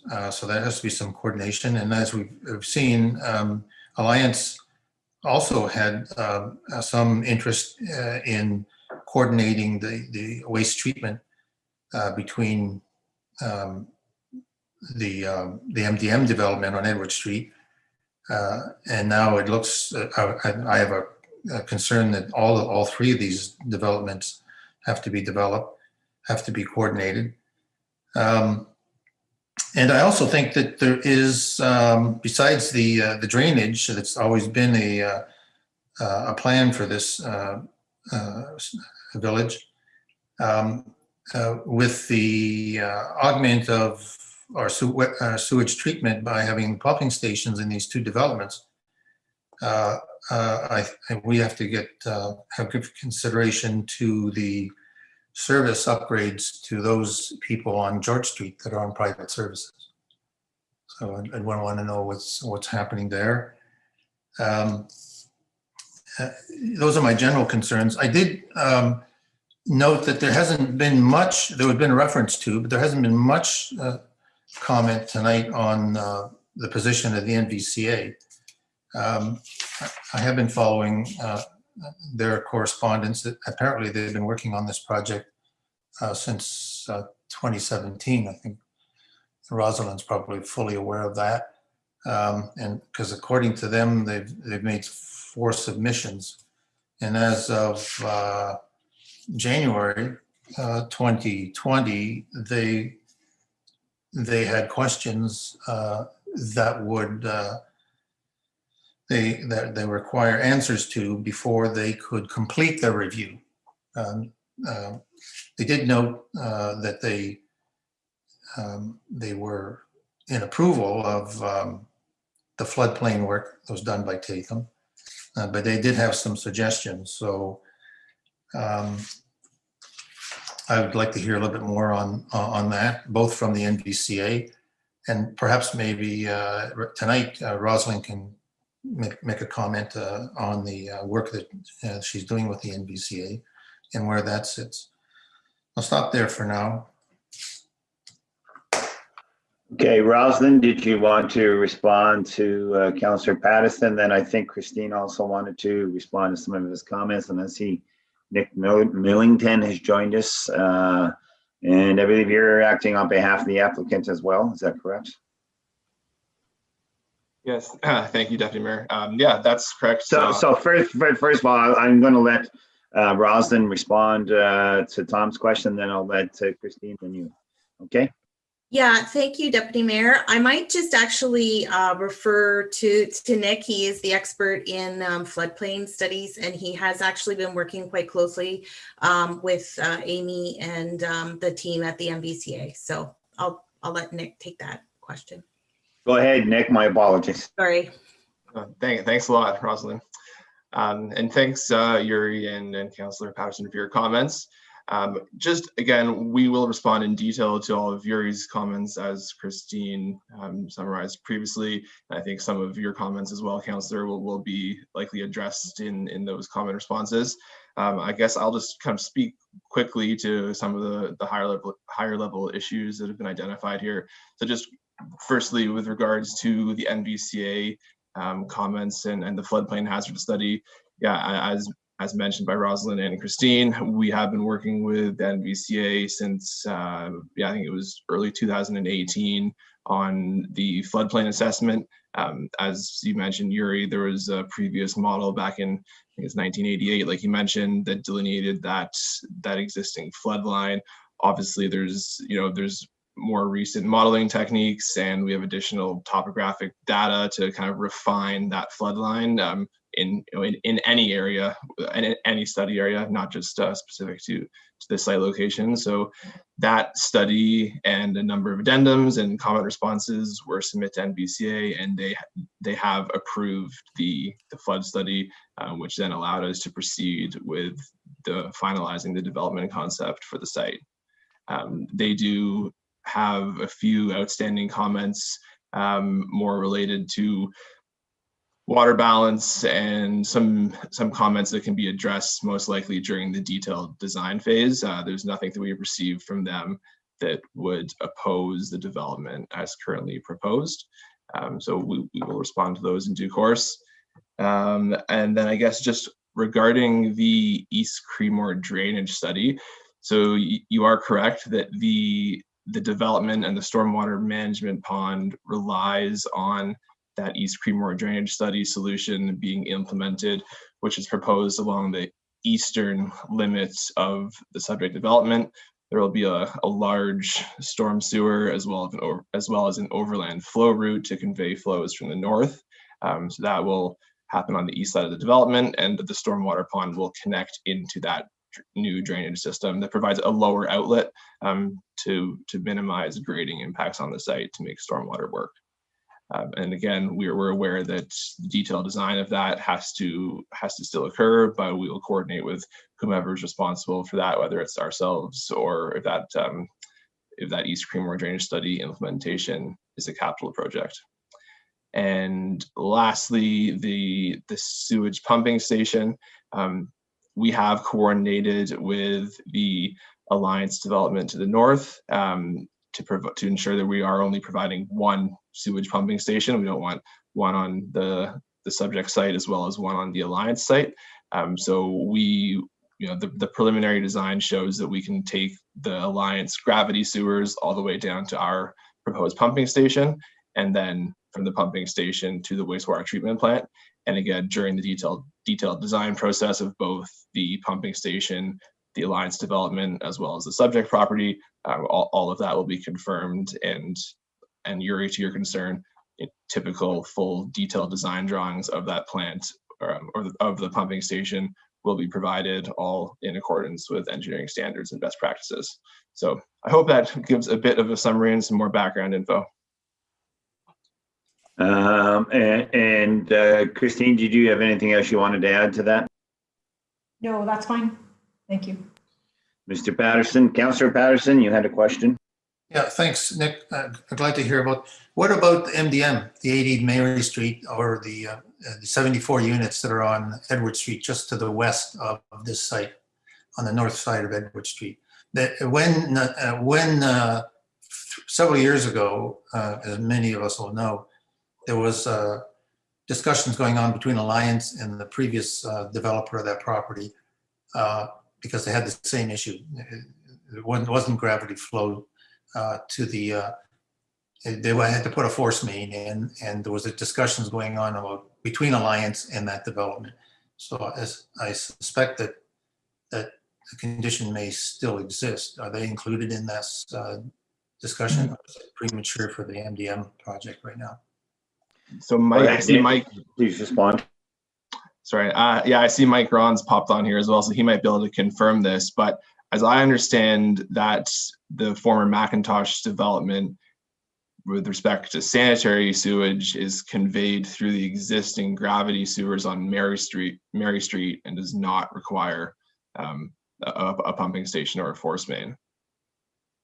Mike, did you want to comment on that? Thank you, Deputy Mayor Burton. Yeah, Councillor Patterson is correct. When that site was first developed, it was expected it would have to go to a force main. Since then, with the work we've done to reduce the flows in Creemore, making some determinations about what can be developed in Creemore. Council will recall the northwest corner. At one point, there was expectations that sanitary sewer would be serviced all the way to the boundary of the settlement area. Due to extreme cost and small usage, we've taken that out as part of the servicing area, so that frees up some capacity in the Mary Street pipe. So Nick's absolutely right that development is expected to go right into the gravity sewer. Okay, thank you for that. And I guess to repeat what was said by Yuri, the concerns would be with the fill. I know that the NVCA has asked questions on the fill and in the berming and the materials that would be required to ensure drainage off this proposed site doesn't affect the adjacent homeowners. So I'd ask that specific attention be paid to that if we can. And the last thing I would say, and as a comment to our planning department, to consider a point, I'm of the opinion that this has a lot of moving parts that we normally do not have to consider, especially in a development this size, relatively small. And so as our current practice is that council gives draft approval and that's including conceptual design. And then the final engineering is done with the final approvals before building permits are permitted. I would ask, and I would like a discussion on this when we come to draft approval, that this project come back with final engineering before final approval is given, come back to council for review and approval because of the nature of the concerns with water, both groundwater and surface water drainage, the whole concept of the Creemore East drainage study. So pretty complicated for a relatively small development. And the other thing, the other last comment I would make is I think I would thank the chair of the meeting here, the deputy mayor, for reinforcing the fact, and I think Rosalind, you mentioned it as well, that public comments are still being sought after and accepted. I'm a little bit surprised that we didn't get any more comments, given that groundwater is such a sensitive issue down here in Creemore. So those are my comments for now. Thank you, Councillor Pattison, and I'm sure Rosalind has taken note of all the information and what he's requesting when another report comes back to council. Is there any other member of council that has a question? Going once, going twice. Okay. This concludes the public meeting with respect to this file. We thank all who provided written comments and for their interest in this matter. All input received with regard to this proposal will be fully considered by staff in their recommendation and by council in their decision with respect to this application. A report regarding this proposal will be prepared for council. You'll make a decision concerning this matter at a future meeting.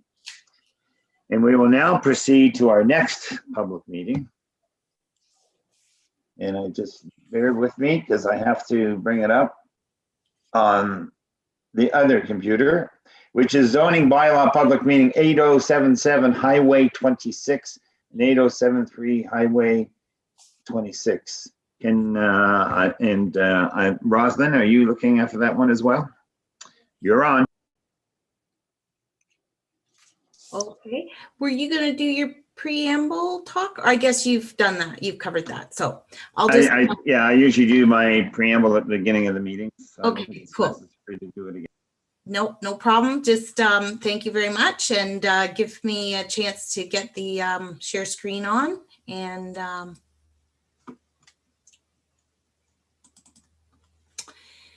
thank you. So tonight we're here for a public meeting on zoning bylaw amendment 2021-034 ZB, and it's on the subject lands 8073 and 8077 Highway 26 in the township of Clearview. And this depicts the subject lands again as 8073, which is the smaller parcel out here, and 8077, which is the larger parcel on Highway 26 in the township of Clearview. Again, another drawing and air photo showing the 8073 as being a residential parcel abutting Highway 26, and then 80 or 8077 Highway 26 as being the larger farm parcel. The existing policy framework is that the current township official plan designation is agricultural and greenland hazard land, and the current zoning bylaw categories are agricultural AG and environmental protection EP.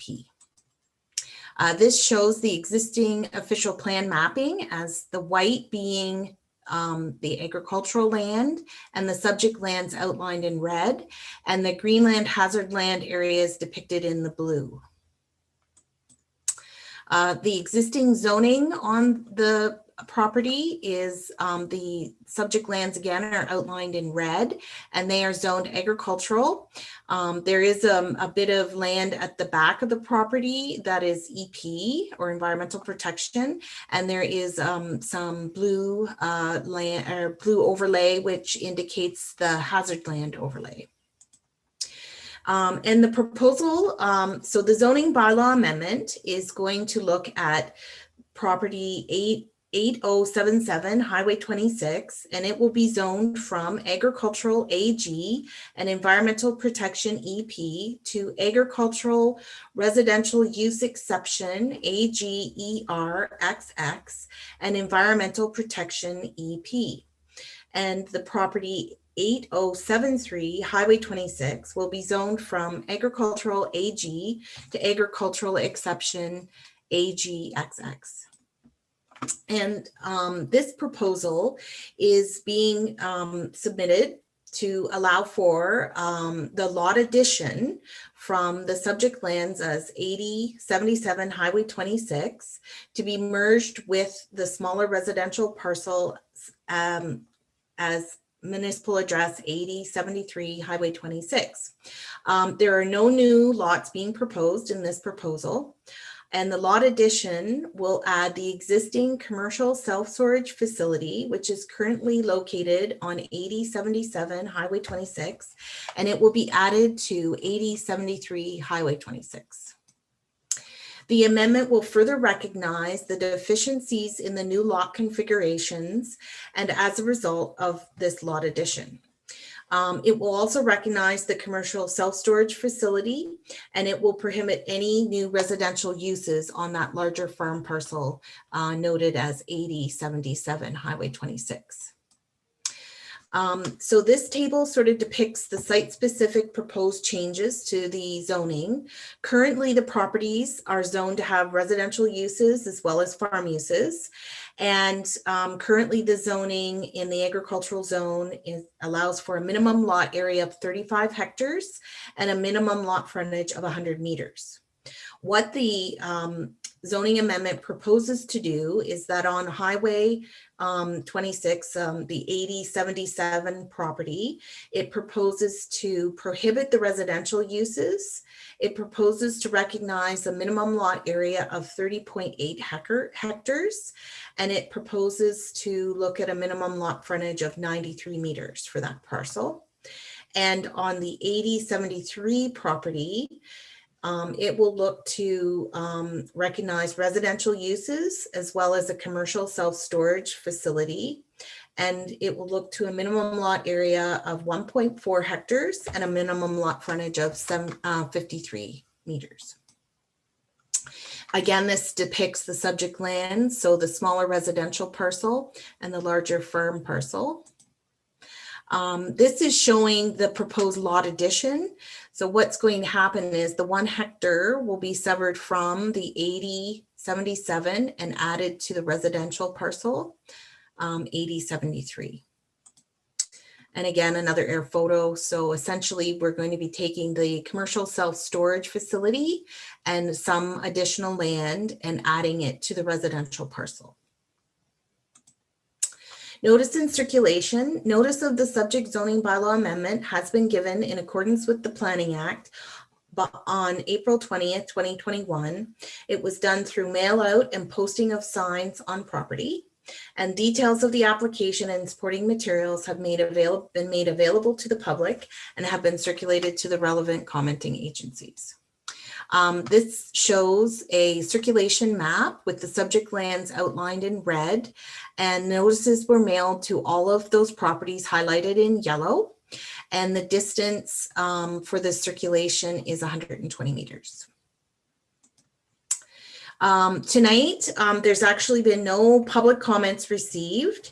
However, we will still be receiving comments, but I have none to read at this time.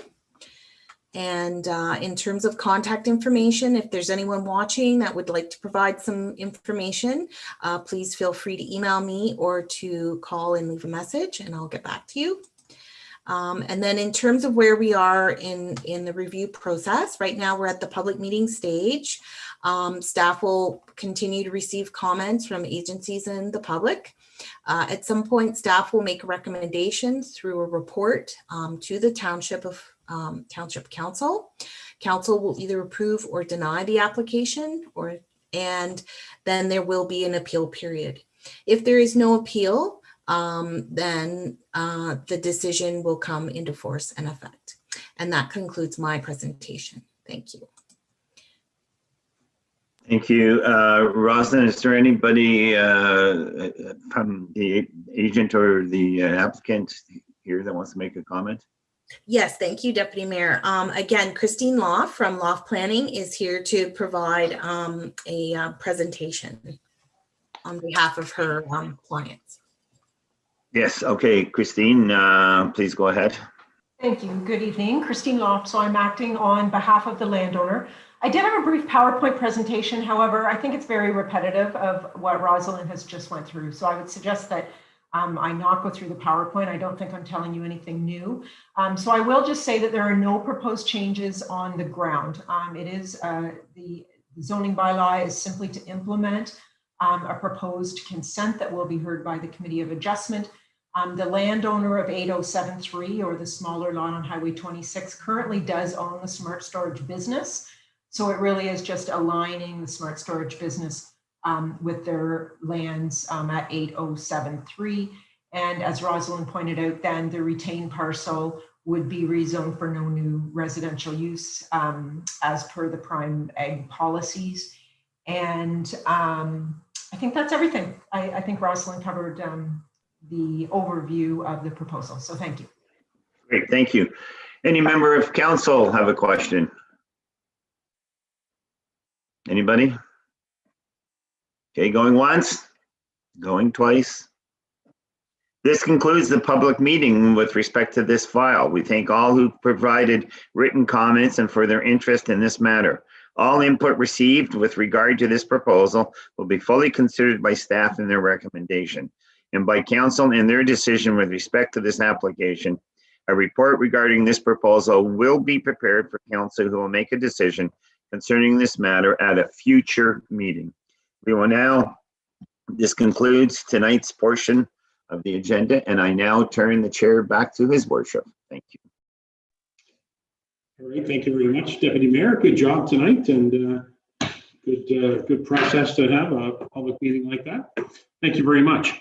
All right, council, we're going to move on. We're at the bottom of page 2. It's item number 7, approval of the minutes of our council meeting. So I'll look for a mover and seconder after I read the motion.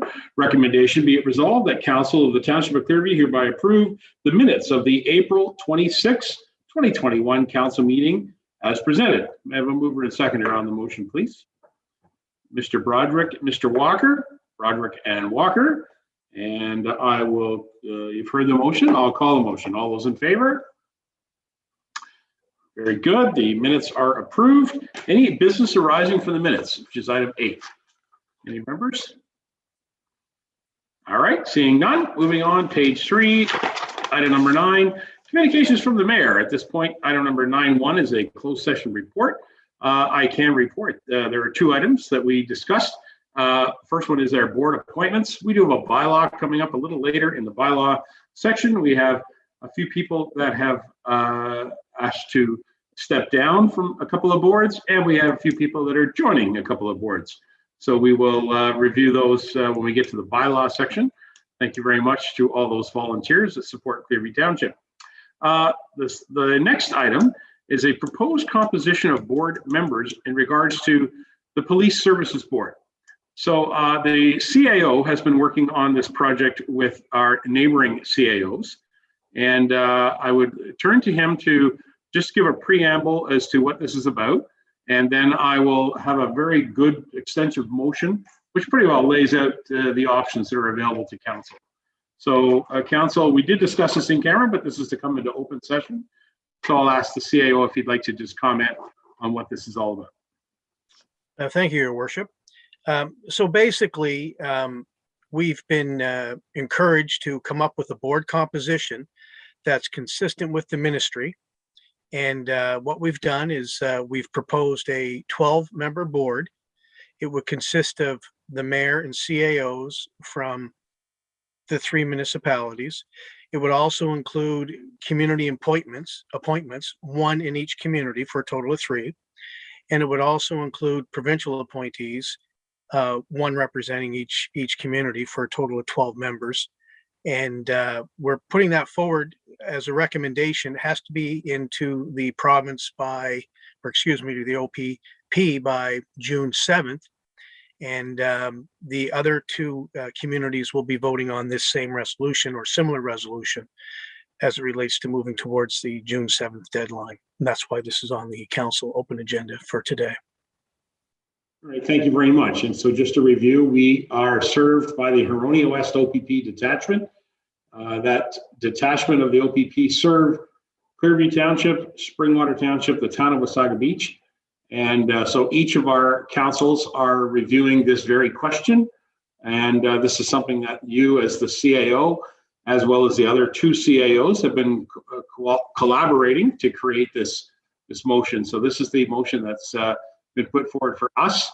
And when we get the results from the other two councils, we'll have an understanding as to where we can go with this to answer the question from the Solicitor General about us establishing a new police board for the area. Is that fair enough, Mr. Ferguson? That's fair enough. Okay. All right, members of council, we did have a good discussion in camera, so I'm going to read the full resolution, and then I'll look for a mover and seconder, and council can have a discussion. Whereas the Ontario Solicitor General have recommended a new structure and governance for a new police service board to serve the OPP Huronia West Detachment catchment area, and whereas the CAOs from the town of Wasaga Beach, the townships of Clearview and Springwater have reviewed the board composition requirements, and whereas the proposed board composition is to be the mayor, the CAO from each municipality, and 3 community appointees and 3 provincial appointees for a total of 12 members. Therefore, be it resolved, if mutually agreed by the Council of the Town of Wasaga Beach and the Council of Springwater, Township of Springwater, then it is recommended that Clearview Township Council also agree to a 12-member police service board consistent with the description laid out in the in-camera report and with the ministerial requirements for board composition. Further, that the CAO be directed and authorized to work with Wasaga and Springwater on the proposal that is to be submitted to the OPP on the recommended composition of the board by June the 7th, 2021 deadline. And if Wasaga Beach and Springwater agree, then no further action is required by Clearview Township Council on this resolution. If not mutually agreed by Wasaga and Springwater, the CAO will then report back to Council with a subsequent recommendation prior to June the 7th, 2021 deadline. Okay, so can I have a mover and seconder if there's somebody who's interested in moving and seconding this motion? Councillor Lamers and Councillor McKechnie. Very good. Is there any members of council who would like to further discuss this or have any questions of the CAO? Mr. Patterson, I see your card. Go ahead. Just quickly, because I agree, we had a very good conversation in camera. It's a shame that we can't share some of that more directly, but it'll come out. My expectation is it's a good move towards a better governance model between the 3 municipalities in the 1 detachment area. So I support that. And I think it's important that this be a precursor to our long planned and understandably delayed workshop that we were going to have with the OPP to look after the issues that we have here in Clearview. So I'm expecting that we'll shortly have a better handle on when we can meet with the detachment to look at some of the homegrown issues that we have here. So I put that out there. I will say that while oversight, civilian oversight is a good idea, hopefully it will be a form of direction giving body. I look forward to this group, this board, to really do something about the staffing issue. Oversight is not enough. We do need a staffing, and we did discuss that at length during our in-camera session. So I appreciate that. So I will support this with those objectives in mind.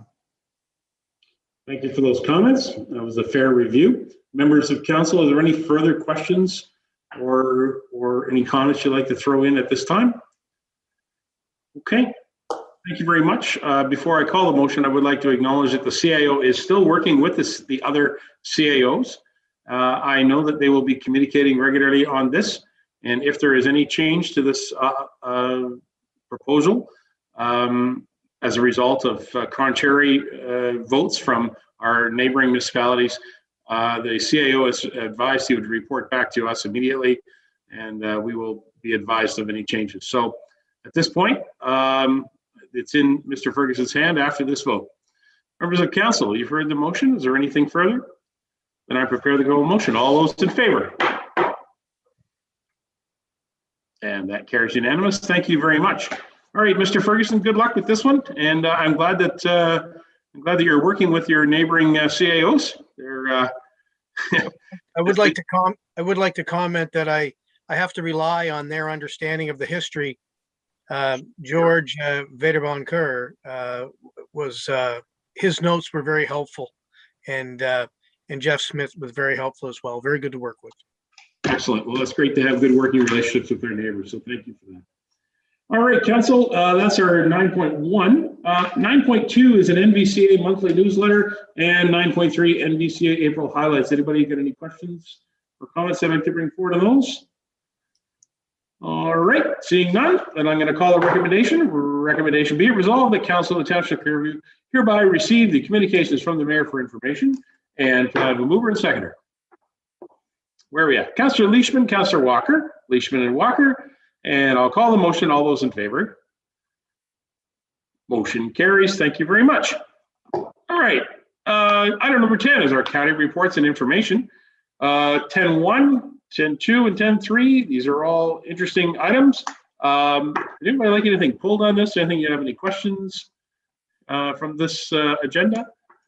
Deputy Mayor, would you have anything you'd like to add in regards to the county reports?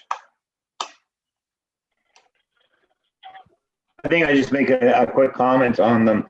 Item number 1 is about the Ask the Expert series, and it has to do with businesses in transition and how to stay in control, to do with how businesses today are suffering through their business problems due to COVID. So there is a seminar that's on Thursday, May 20th from 2 to 3:30, and you do have to register if you want to watch that. So I recommend that to any of our local businesses. And I think it's important to recognize that county is recognizing the exceptional work and commitment that our healthcare providers are providing. And I think that, you know, especially through COVID, their commitment has just been exceptional. I know through our long-term care facilities and all those there, it's just been remarkable. All staff, hospital staff, everybody. And then quickly, I just want to say that the dumper waste management facilities have been extended to be open 6 days a week. So that's great. Thank you very much for that, Deputy Mayor. One thing I will add, when I came to the office late this afternoon, I want council to know, although the building is closed, I know we are not accessing it to the public, but in our lobby area, the County of Simcoe have dropped off 3 examples of the bins that will be distributed later in the year, I believe November. So the larger wheeled bins are here in the lobby. And I'm glad that they're here. So people, when we do open up the doors, so we get an opportunity to actually see what they are and get an understanding of the size of them and how they work. So they're here just as examples. I was commenting this to the CAO when they arrived that, you know, maybe if there's nice weather or something like that, we can just put them outside here and people can have a look at them and, you know, maybe put a block or something inside them so they don't blow away because they're empty. But I want somebody to have a look at them if they want to.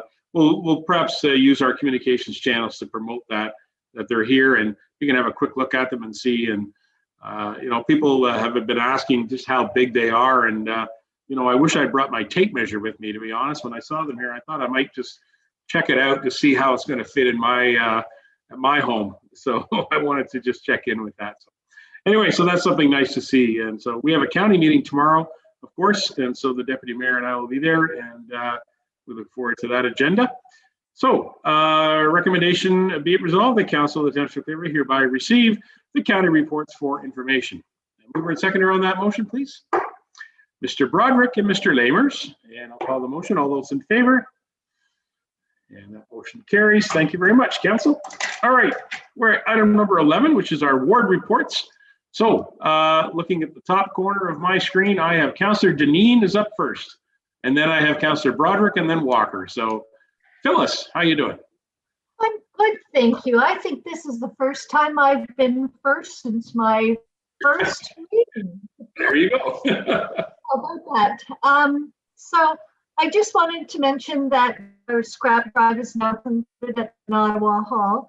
And personally, I want to thank everyone for their generous support with that. We did really well. There's a meeting tomorrow night. Pardon me, not tomorrow night, but this Thursday, the 13th at 7:30, there's a Ottawa Hall meeting if anyone wants to join us on Zoom. Connie and I have our Zoom meeting tomorrow regarding the elect her. And that's going to prove to be interesting. I'm quite sure. So I guess that's about it. Yeah, I don't have anything much more than that. As I mentioned to council during the closed meeting, I really haven't been anywhere other than just around Ottawa, and I haven't seen much of anybody. So I'll just leave it at that.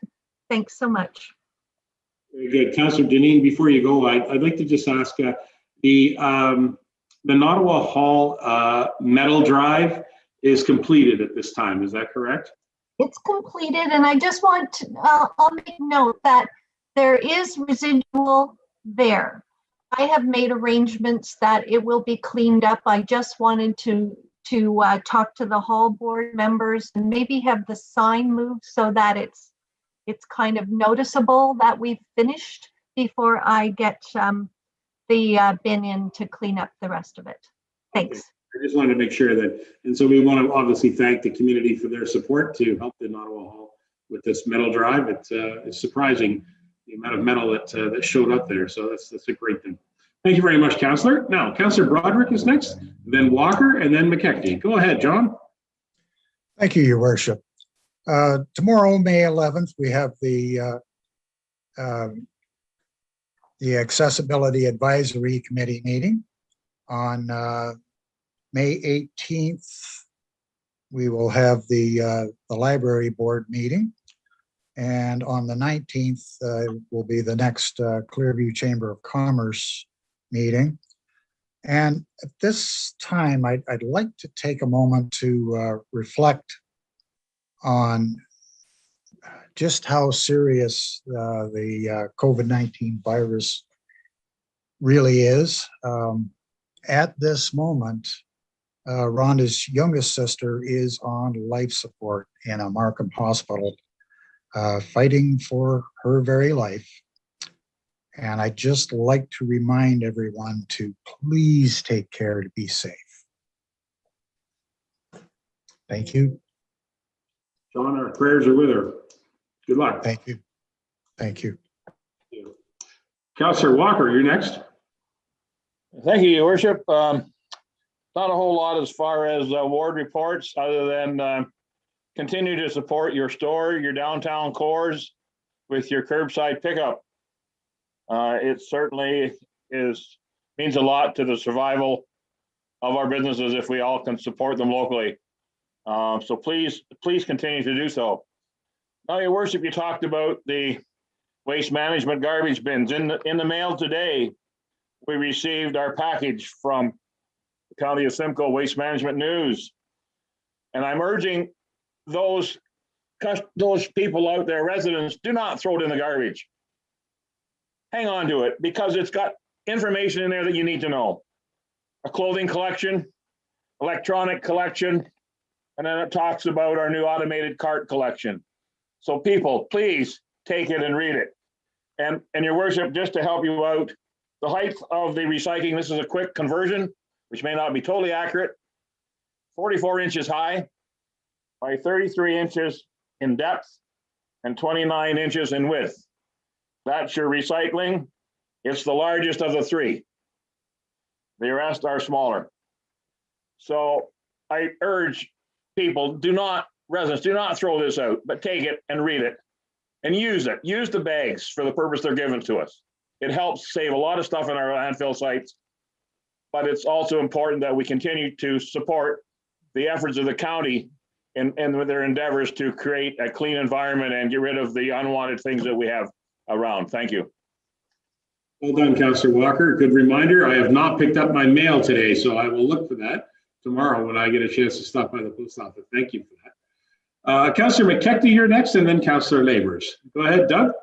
Thank you, Your Worship. All's going well in Ward 2. And nothing to report, basically, other than as the council rep for the Creemore BIA, I sent all the councilors, all the members of council, the email that the Creemore BIA put out regarding the Let's Celebrate Lavender and what's it called? Let's Paint the Town Lavender. And that's going to run from June the 11th to July the 16th, and which is peak season for lavender apparently. And Purple Hills Lavender Farm gets approximately 9,000 visitors to it in the summer. And the Creemore BIA are hoping to tap into that and encourage some of those visitors to visit downtown Creemore and such. So it's sort of a low-key promotion and in keeping with the COVID-19 restrictions and such. So I'm actually quite impressed with it. So anyway, I thought that I would mention that again. Other than that, everything's going tickety-boo in Ward 2. Okay, thank you very much, Councillor. Councillor Lamers, you're next, and then Councillor Leishman. Go ahead, John. Thank you, Your Worship. On the April 28th, we had our Wetwood Hall Board meeting. Sorry to see the majority of our members leaving, but come the 19th, we're going to start our rebuilding again. Everybody's having a tough time with this COVID and getting stressed. And so, and then on May 6th, I attended the county automated cart virtual meeting. That was quite a different meeting. You watch the meeting and you type your questions in as they're going through the meeting, and I sent in 2 of them, got them both replied to online. So it was a different meeting. It was nice. And they have a good program to dispense of all these carts. And then I've had a few emails from residents of the second concession regarding the closure of the bridge. They're a little worried of the parking down there and the narrow road, that they're not going to be able to get their equipment down. And that's it. I'm certain the council wants to hear more about that when we have to face that decision. So thank you for keeping us up to date on that, John. I appreciate that. Very good. Councillor Leishman, you're next, and then Councillor Patterson. Go ahead, Connie. Okay, thank you. I've attended several housing virtual meetings and strategies and all of those things. And oh my goodness, I'm learning an awful lot. Let me tell you, one of them was about local implications of the national housing strategy. Another one was insight into developers. Another one was, Simcoe County housing. That was this morning. And that was interesting. We learned about Housing First and Housing Stock Campaign and the Landlord Partnership Campaign. So these are to come. So we'll learn about these when we start talking to county about housing too. So, because I'm not sharing right at the moment, but we will one day.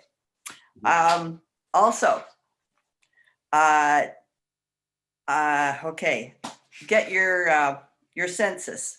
Don't forget your census. This came in either in the mail or is delivered to your house. It's due tomorrow. This helps the government decide where they're going to put schools and churches and all of that stuff. So this helps us. So please fill this out. It doesn't take long. Honestly, it's on the computer. If you don't have one, talk to a friend. They'll give you theirs. Just do it because it's really important. Mayor measures. There was something on Instagram about a certificate of appreciation to my friend's house that was shown to us on Instagram from the 3 mayors. And Yes. could you tell us about that, please? Certainly. The Georgian Bay Family Health Team, or the new name for it, the Georgian Bay Family Health Cooperative, I guess it's called. I've just forgotten it off the top of my head, but the organization approached the 3 mayors and asked if we would be supportive of certificates being distributed to various organizations, social organizations that serve our residents during this obviously difficult time. And all 3 mayors quickly acknowledged that we would be happy to do so. And they managed the entire thing. We agreed that they would send them out, and I provided my electronic signature, as did Mayor Bifulci and Mayor Saunderson, and that's why they were sent out. They were sent out by the family health team. So. Well, I can honestly say that I think my friend's house was quite proud of that. So I want to thank you very much for sending that to them, because that's really a lovely thing to do. And it was very nice recognition for all of those community members that are doing things right now that are very difficult to do. So thank you. Thank you. Yeah, I'm not going anywhere, not seeing too many people, but we did have a very positive meeting at Sunnydale Hall on Saturday. I'm so proud of that hall board, and you'll see the results when Terry gives us your report, his report. It's just positive stuff. Anyway, thank you so much. Bye-bye. Great stuff, Connie. Thank you very much. I appreciate that. Okay, Councillor Patterson, you're next, and then over to the Deputy Mayor. Tom? Yeah, I agree with Councillor Walker and McKechnie. Support our local businesses. I have to tell you that I'm getting quite spoiled with this curbside shopping. Try getting the same service from Home Depot. 2 days to get a tiny little package, and I had to wait a half an hour.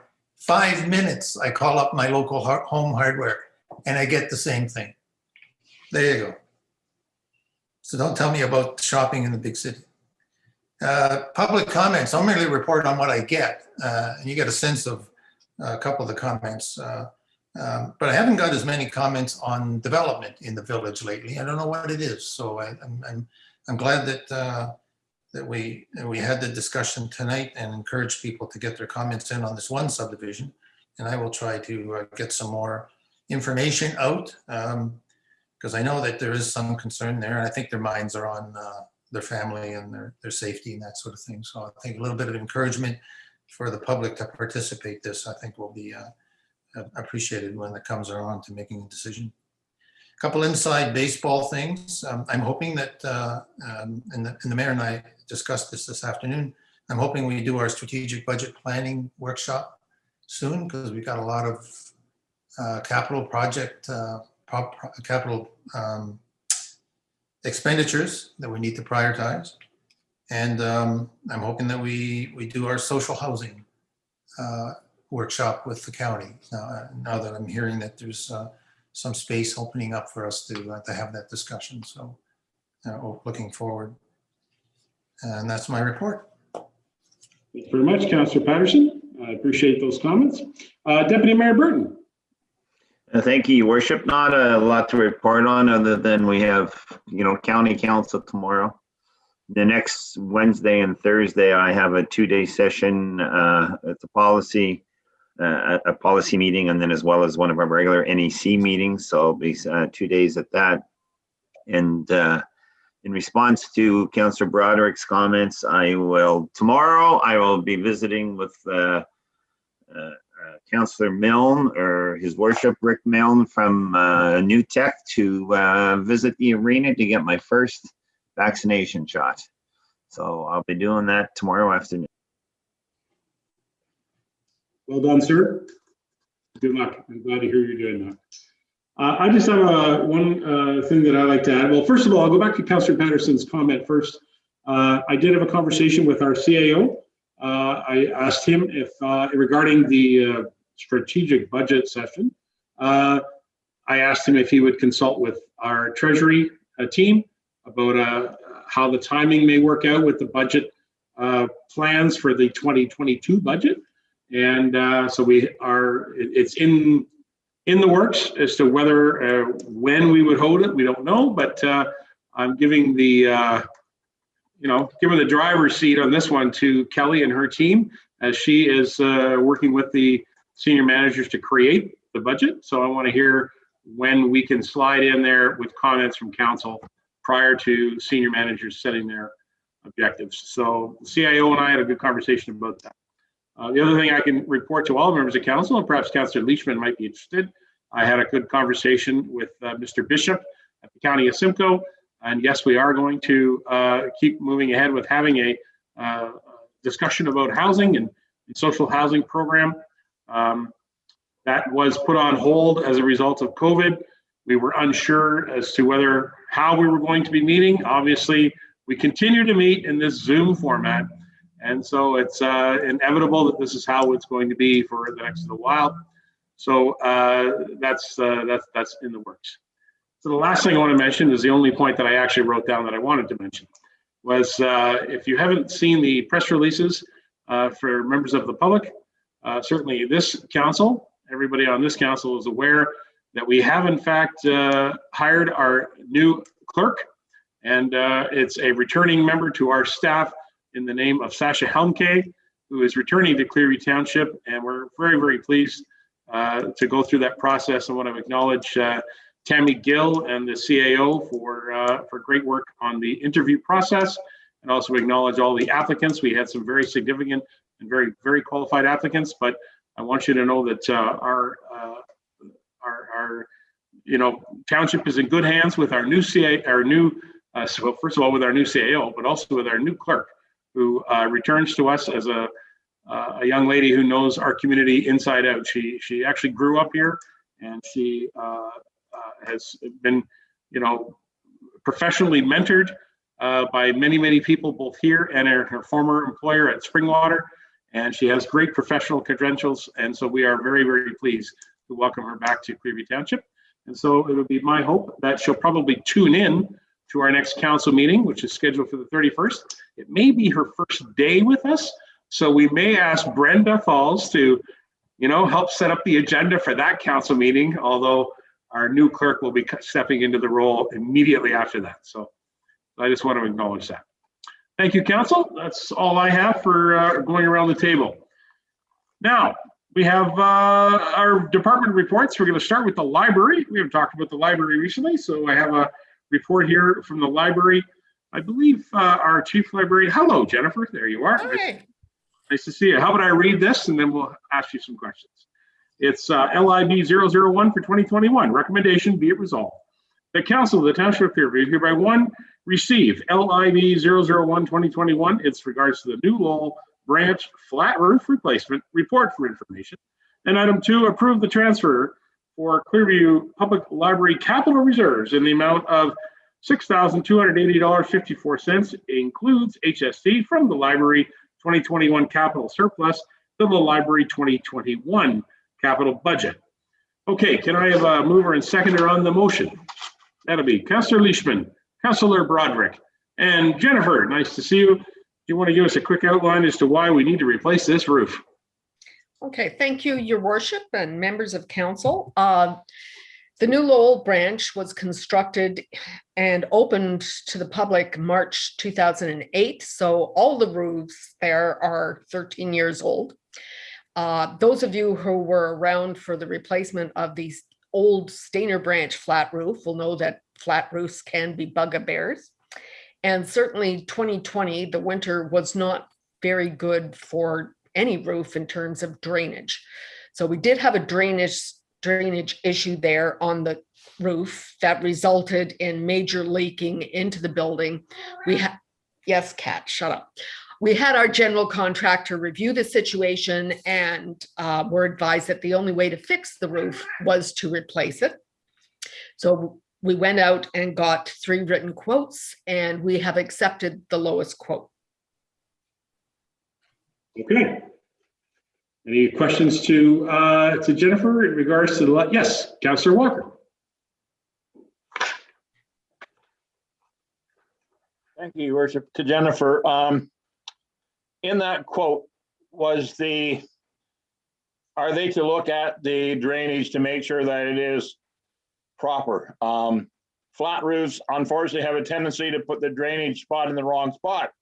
That's a known factor. They like to put it in the high spot instead of in the low spot. So I'm just wondering if the contractors, when they look, do ensure that the roof does drain properly, that the drainage is in the right location and that things do drain properly. If it's a channel drain or an in-roof drain, that they make sure that everything is proper before they're finished with the project.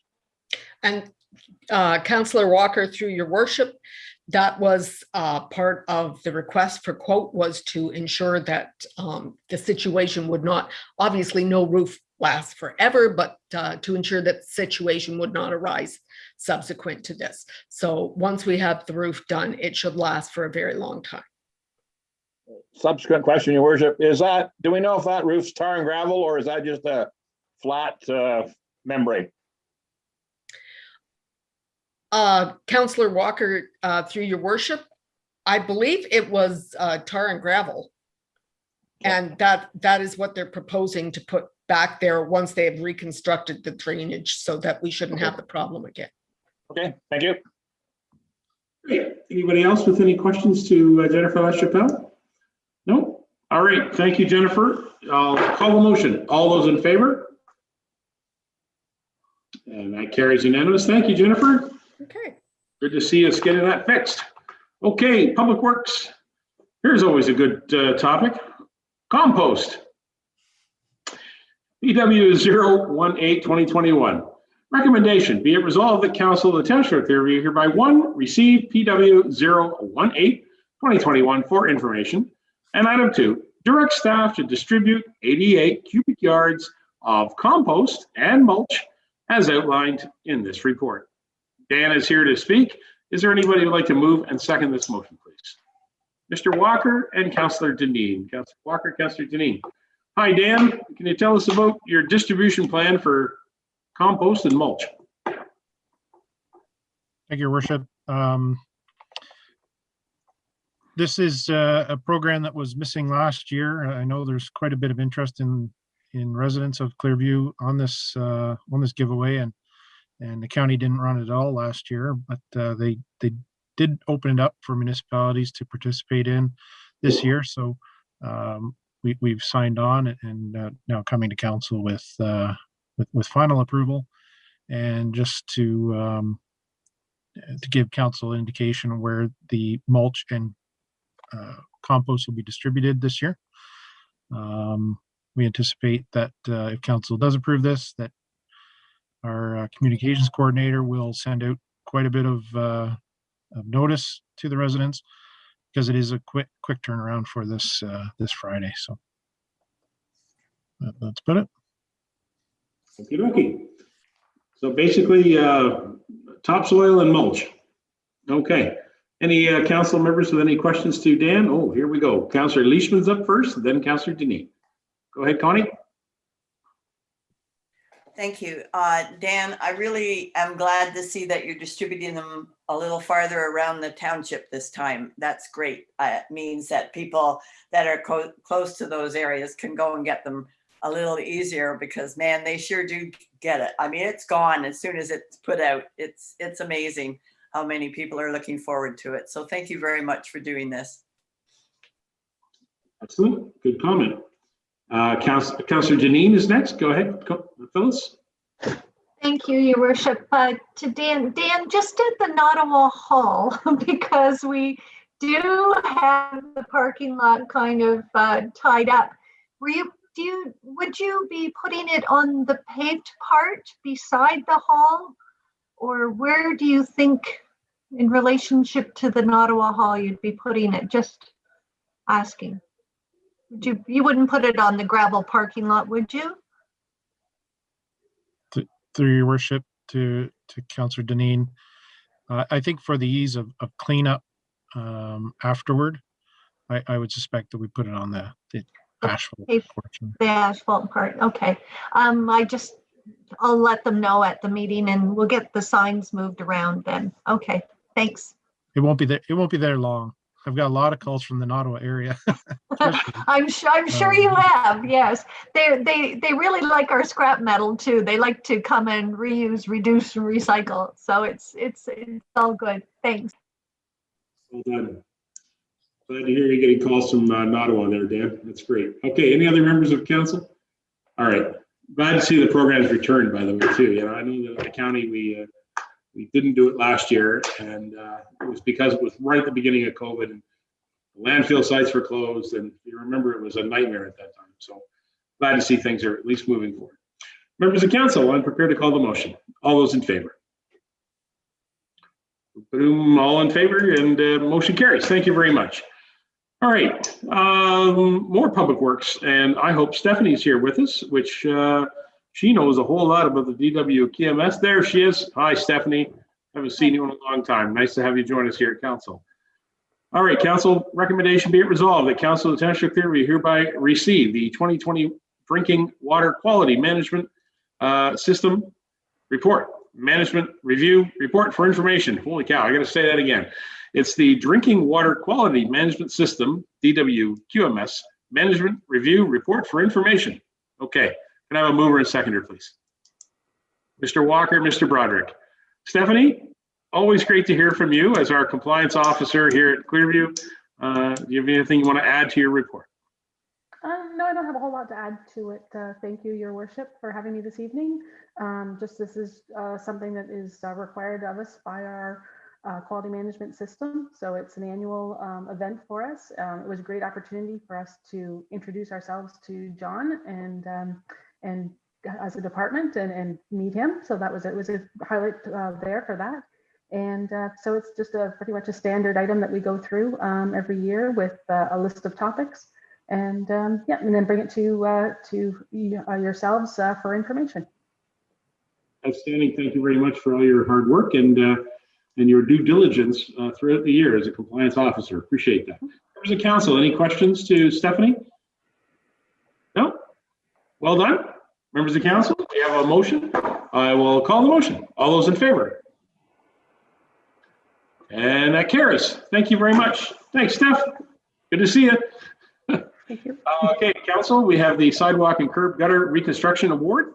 All right, recommendation be it resolved that council of the Township of Clearview hereby one, award tender for sidewalk and curb and gutter reconstruction 2021 to 987481 Ontario Incorporated, which is CGMH Concrete, in the amount of $136,618.80, which includes HST. A mover and seconder to put it on the floor.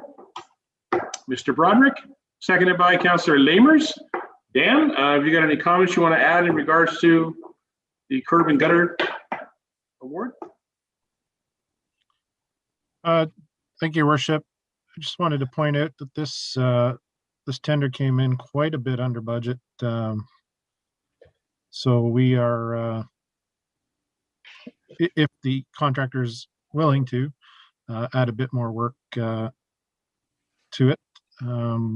Just some spots that have come up over the last little bit. So we're going to realize a bit of savings here. So we're going to add a few little spots here and there to maybe fulfill a bit more of the budget this year. One in particular is a walkway, a pathway from Brock Street up to the Main Street that was put out of commission this past winter. It was a paved portion of walkway. So we're going to add that to it, and a bit of work around the main intersection of Highway 26 and County Road 42. There's some sidewalk extensions there that need to be done this year as well. So just wanted to point that out. I just want to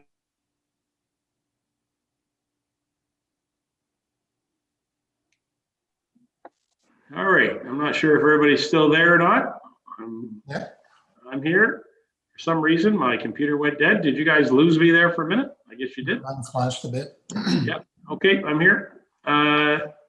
Okay, Dan, just quickly on CGMH Concrete, I believe we've worked with this company in the past. Is that correct? We've done a little bit of work with them. I believe so, Your Worship. I know in my capacity, other municipality, I've worked with them. Yeah. I'm not too specifically sure if the Township of Clearview has, but I am familiar with this company. Yeah, great. Okay. Any questions from members of council? Oh, go ahead, Tom.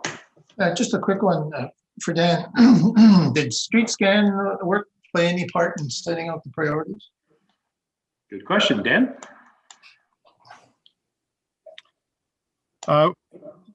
Through your worship to Councillor Patterson, certainly yes. You know, there was some base data that we received. They didn't get the street scan done until late in the fall of 2020. So we had some indication. We're still working off a list that is probably a few years old. in areas that were previously identified for repair. So we're working with both the street scan and just past knowledge of areas that are in need. And this is again just for removal and replacement of existing sidewalks, not including any new sidewalk placement. Yeah. All right, thank you very much for that. Before we go on, I just want to check, would Kayla or Brenda reach out to the deputy mayor? I don't see him on board here anymore, so just not sure if somebody could reach out and see if he's. I believe he's left the meeting from the message I got from Kayla. Okay, I just got one too. Sorry, just as I asked. All right, no problem. Thank you very much. Okay, I wasn't sure if that blinking there, maybe we just lost them, so thank you. All right, thank you, Dan, for your report. Nothing further. I'm prepared to call the motion. All those in favor? All right, that carries. Thank you very much. All right, now we've got this tender regarding the Centerline Road Construction Award. All right. See how long it takes to talk about $2 million. Be resolved, the Council of the Township of Clearview hereby award tender number 2021-07 to Arnell Construction Limited, operated as Celia and Arnell Construction, in the amount of $2,029,981.87, which includes HST, for bridge number 146-23 on Centerline Road and Centerline Road reconstruction. So this bridge has been identified as part of our roads needs study, and that's what the identification of the bridge number is, 146-23. Can I have a mover and seconder on this motion? Mr. Broderick, Councillor Leishman. Dan, anything you'd like to add? Thank you, Your Worship. I don't think so. This is pretty straightforward. Both projects were identified in the 2021 budget. We thought it appropriate to include both projects under one tender. I think we've realized a good pricing on putting them both together, and it's certainly a road and a bridge that is in dire need of replacement and reconstruction. So. See, it sounds good to me. Okay, any questions from members of council? All right, seeing none, I'll call the motion. All those in favor? And that motion carries. Thank you. All right, granular material contract tender award. I guess this is Dan as well, perhaps, or is Todd here too? Yes, Todd's here. Todd, I know you worked on this. That's why I was looking for you. Nice to see you here tonight. PW 022-2021 tender for granular material contract tender. Recommendation be it resolved that Council of the Township of Clearview hereby award tender number 2021-04 to Darpac Inc. in the amount of $71,613.75, including HST, for supply of granular material for various township projects. Can I have a mover and seconder on this initial contract right here? Mr. Broderick, Mr. Lamers. Todd, anything you want to add? No, I think it's all pretty self-explanatory. Okay, thank you for that. Any members of council with questions? Yes, go ahead, Mr. Patterson. Is this primarily for road construction, or I'm just wondering what granular we're using. Are we still using the same? Todd, go ahead. Yes, thank you, Councillor Patterson, through your worship. This is the contract tender, which will be allotted for, we will pick some material up. Some of it will be delivered throughout the year to different jobs, for dig outs. But we have culvert repairs we have to do, washouts. This is the smaller of the two contracts. The next one is the larger contract, which will resurface some gravel roads in the township. All right, thanks. This is sort of like the material that you need when you have incidences where you need some material. Yeah. Then planned projects that are planned out, correct? Yeah, that's right. Is that what we're using here? This is a bit of both. So this contract does a granular A as well as granular B, so a 2-inch more or less, or a bigger stuff for doing bases and stuff. For construction. Okay. Yeah. All right, thank you very much. It's within the budget, so it's correct. Any other members of council with any questions? All right, seeing none, I'll call the motion. All those in favor? And that motion carries. Thank you very much. Council, we're on page 5. Don't go away, Todd. PW 0. You're here for a minute. I get it. Recommendation be it resolved that Council of the Township hereby one award tender number 2021-03 to Arnell Construction Limited, operated as Sealy and Arnell Construction, in the amount of $509,720.40, including HST, for supply of granular A for township road resurfacing. Okay, mover and seconder on this motion. Broderick and Walker. Todd, you have anything you want to add to that? No, nothing to this point. All right, council, any members of council with a question? I see Councillor Lamers. Go ahead, John.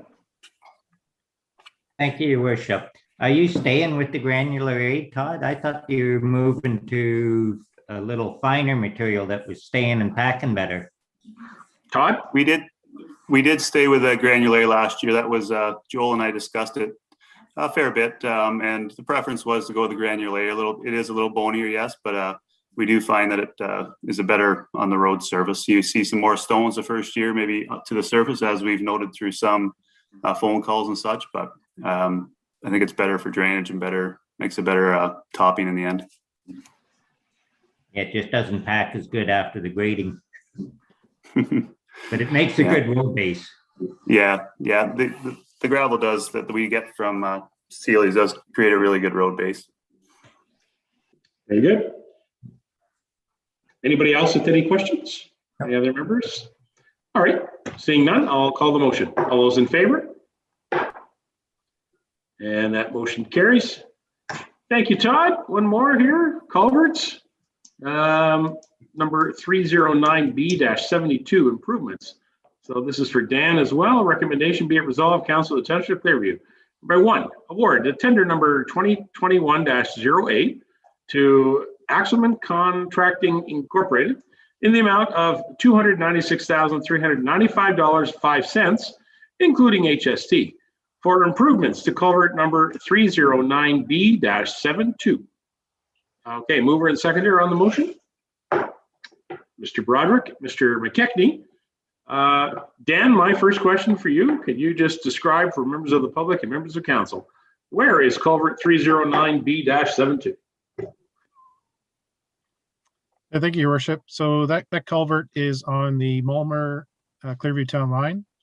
I think about 2 kilometers or so west of County Road 42. So heading west. It's a big culvert. It just needs a bit of a liner in it to give it some more life expectancy. So not too invasive. The road should be able to remain open.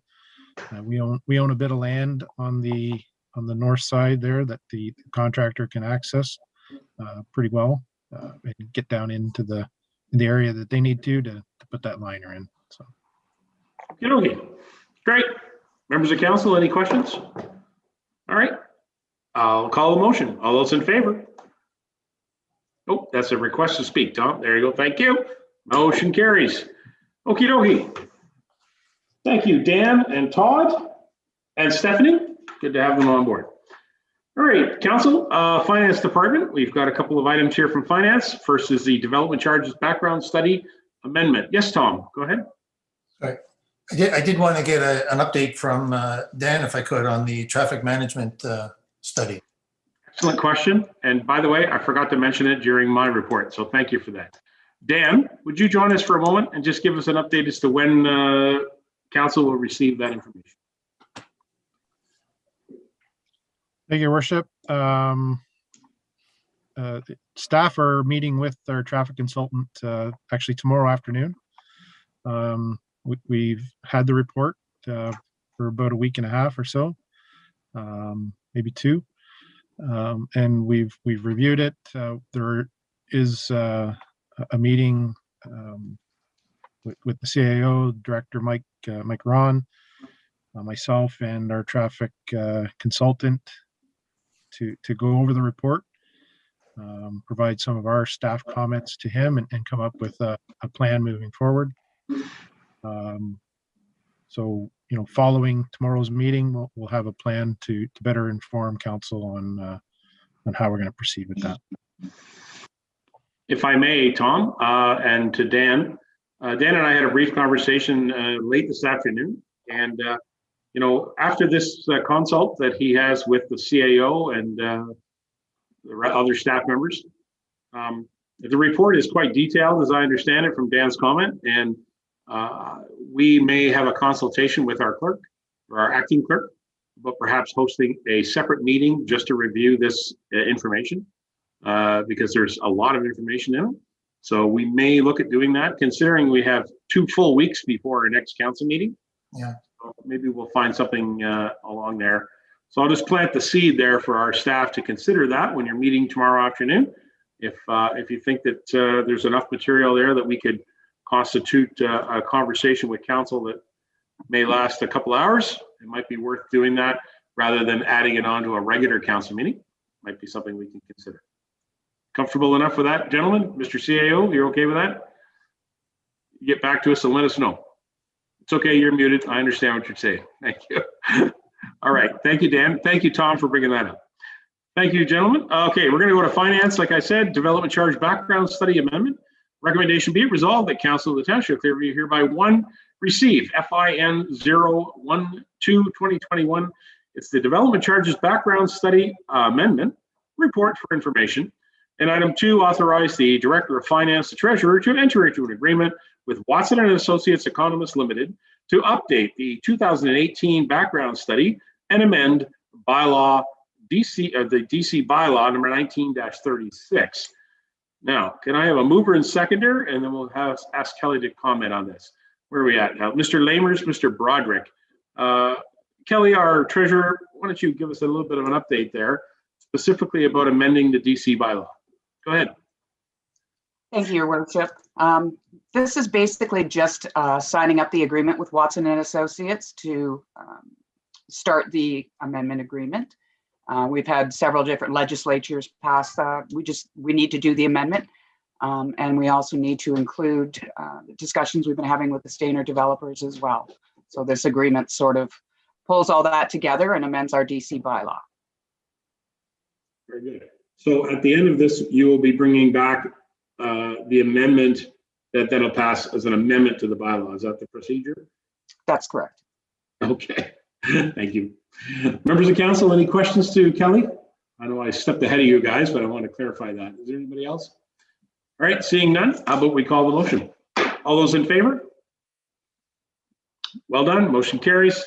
Thank you. All right. Now, this is the penalty and interest reinstatement discussion, and it also has to do with our tax rate bylaw 21-49. I will read this to put it on the floor, and I'll need a mover and seconder, and then we'll have a discussion. Recommendation be it resolved that Council of the Township of Clearview hereby receive FIN 013-2021 regarding penalty and interest reimbursement report for information. Item number 2, authorize the tax collector to begin a one-time 90-day penalty and interest-free program for the remainder of 2021. And item number 3, approve the 2021 tax rate bylaw number 21-49. I'll need a mover and seconder to put it on the floor. Mr. Broderick. Councillor Leishman. Thank you. Kelly, would you like to speak to this? I always go to the staff person first, and then I think I have councillors who want to speak. So go ahead, Kelly. It's fairly self-explanatory. We have been giving Clearview Township residents a break on penalty and interest for a little over a year now. We're trying to be a little optimistic in the finance department, and we're hoping that this is sort of the beginning of the end of the financial strains in the community. We did pick the June 1st date just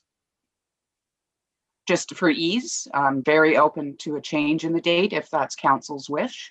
And I'm here for any questions you have. All right, thank you very much. Members of council. Councillor McKechnie, go ahead.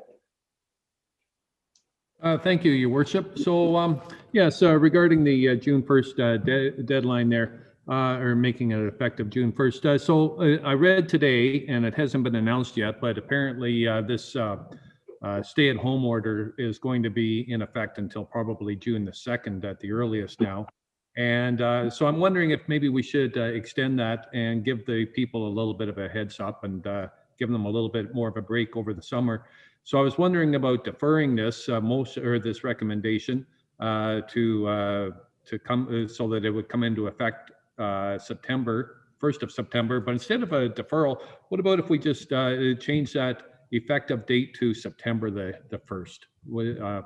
So I'd like to make that amendment that we make it a September the 1st effective date. Great, appreciate that. And the reason why I don't want to defer it, I'm just sort of thinking, well, then that way, if we are still in lockdown and such, so Kelly can come back to us and say, okay, September the 1st isn't going to work. Maybe we should extend it further. But I'm just sort of thinking, at least by putting that date on there, September the 1st, we get it out there to the public. We give them a heads up, and hopefully we will be out of this stay-at-home order long before that. People are going to be able to get out, make a little bit of money, but we're giving them a bit of a heads up rather than June the 1st, which is they're only a few weeks away. So anyway, so that's what I would like to see, is that amendment to make it September the 1st. Thank you. All right. So there's an amendment to the motion then to change the ask in the report to move it to September 1st. The seconder, is that Councillor Denis? Seconder, thank you for that. Seconder. All right. Members of council, anybody want to speak on the amendment? All right. Go ahead, John. Councillor Lamers. Yeah, I was thinking the September date too. That's the second half of our interim bill, isn't it? 3 and 4 in September. Kelly, is that right? Something in Your worship, to Councillor Lamers. Normally our tax due dates would be at the end of September and the end of November. But I had a request from the tax collector, and it's in the bylaw for the 2021 tax rates, that we adjust that so that the bill dates will actually be August and October this year. It lines things up for the tax department a little bit better. But the September 1st deadline for the relief program is absolutely doable. We have no problem with that. We also want to post the request for relief online. So people will be able to access that, email it to our tax@clearview.ca account, and the tax collector will be able to process any additional relief that people need. And we're offering that as a one-time option. I'd like to clarify that, if I may, Kelly. If we pass the amendment, what we're talking about here is that we would not have any penalties or interest charged until September the 1st. But then the relief program would not come into effect until September the 1st. So if there's anybody who needs extension past September the 1st, that they could apply to that, and then that would be permitted through this process. And understood. Okay.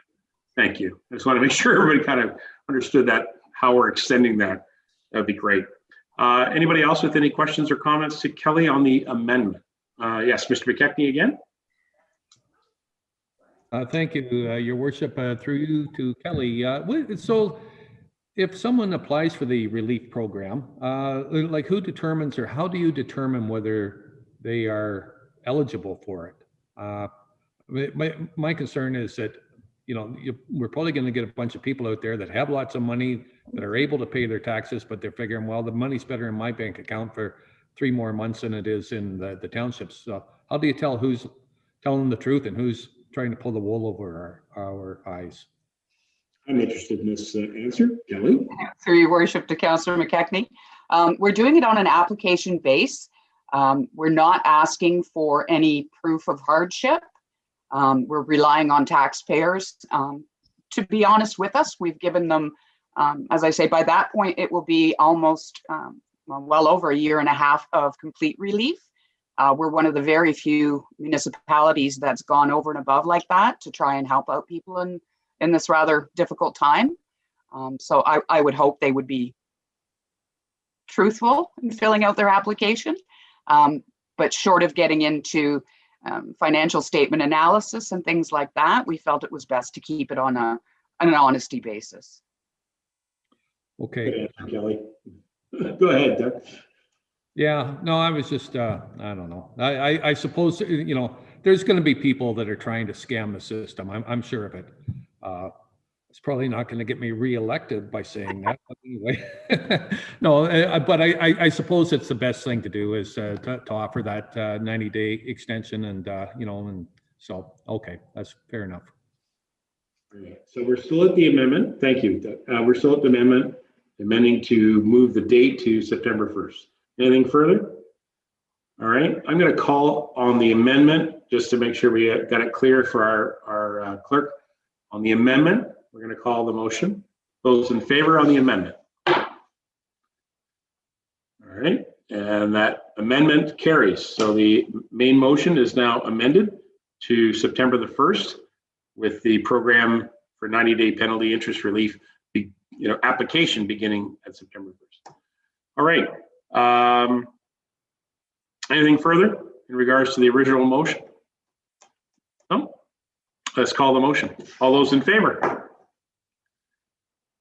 And that carries unanimous. Thank you very much. All right. That's clear as mud, folks. Always good to get the taxes done. Council, I'm moving on to our last page. Legislative clerk. Legislative services clerk. Request for community assistance grants. It's in regards to Creemore minor baseball. Recommendation be it resolved that Council of the Township of Clearview hereby one receive LS 006-2021 request for community assistance grant Creemore minor baseball for information, and item 2 approve the community assistance grant to the Creemore Minor Baseball Association in the amount of $1,400. Can I have a mover and seconder on the floor, please? That'd be Councillor Leishman and Councillor Patterson. Councillor Leishman, Councillor Patterson. Councillor Leishman, I know the Deputy Mayor had to leave the meeting, but I know you're a member of our committee who review our grants. Would you like to comment on this and say anything about it?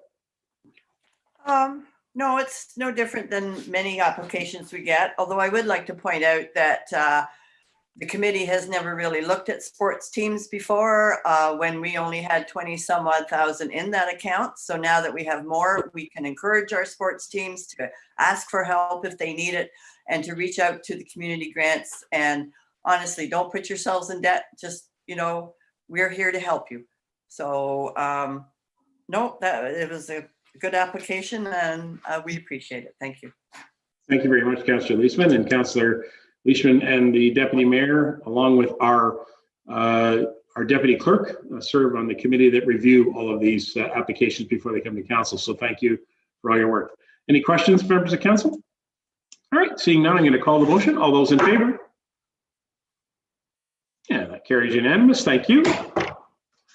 Very good. Okay, let's do some bylaws. Here is the bylaw for the tax rate bylaw.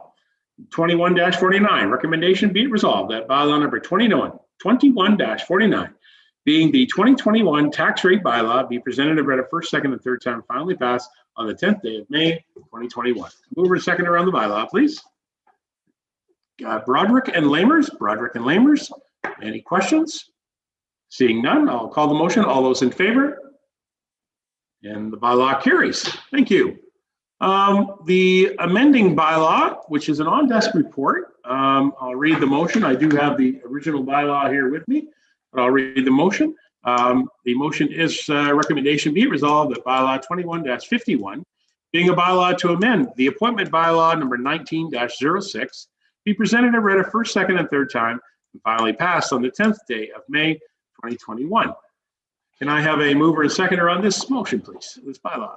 Leishman and Broderick. Leishman and Broderick. Again, as I always do, I want to thank our volunteers for serving in our boards and welcome the new volunteers that are serving in our other boards. So nice to see them. All those in favor? And the bylaw carries. Thank you. Okay, Council, we are at item 13, notice of motion. Has anybody got any notice of motion that's being brought at this time? I don't believe so. We do not. Thank you.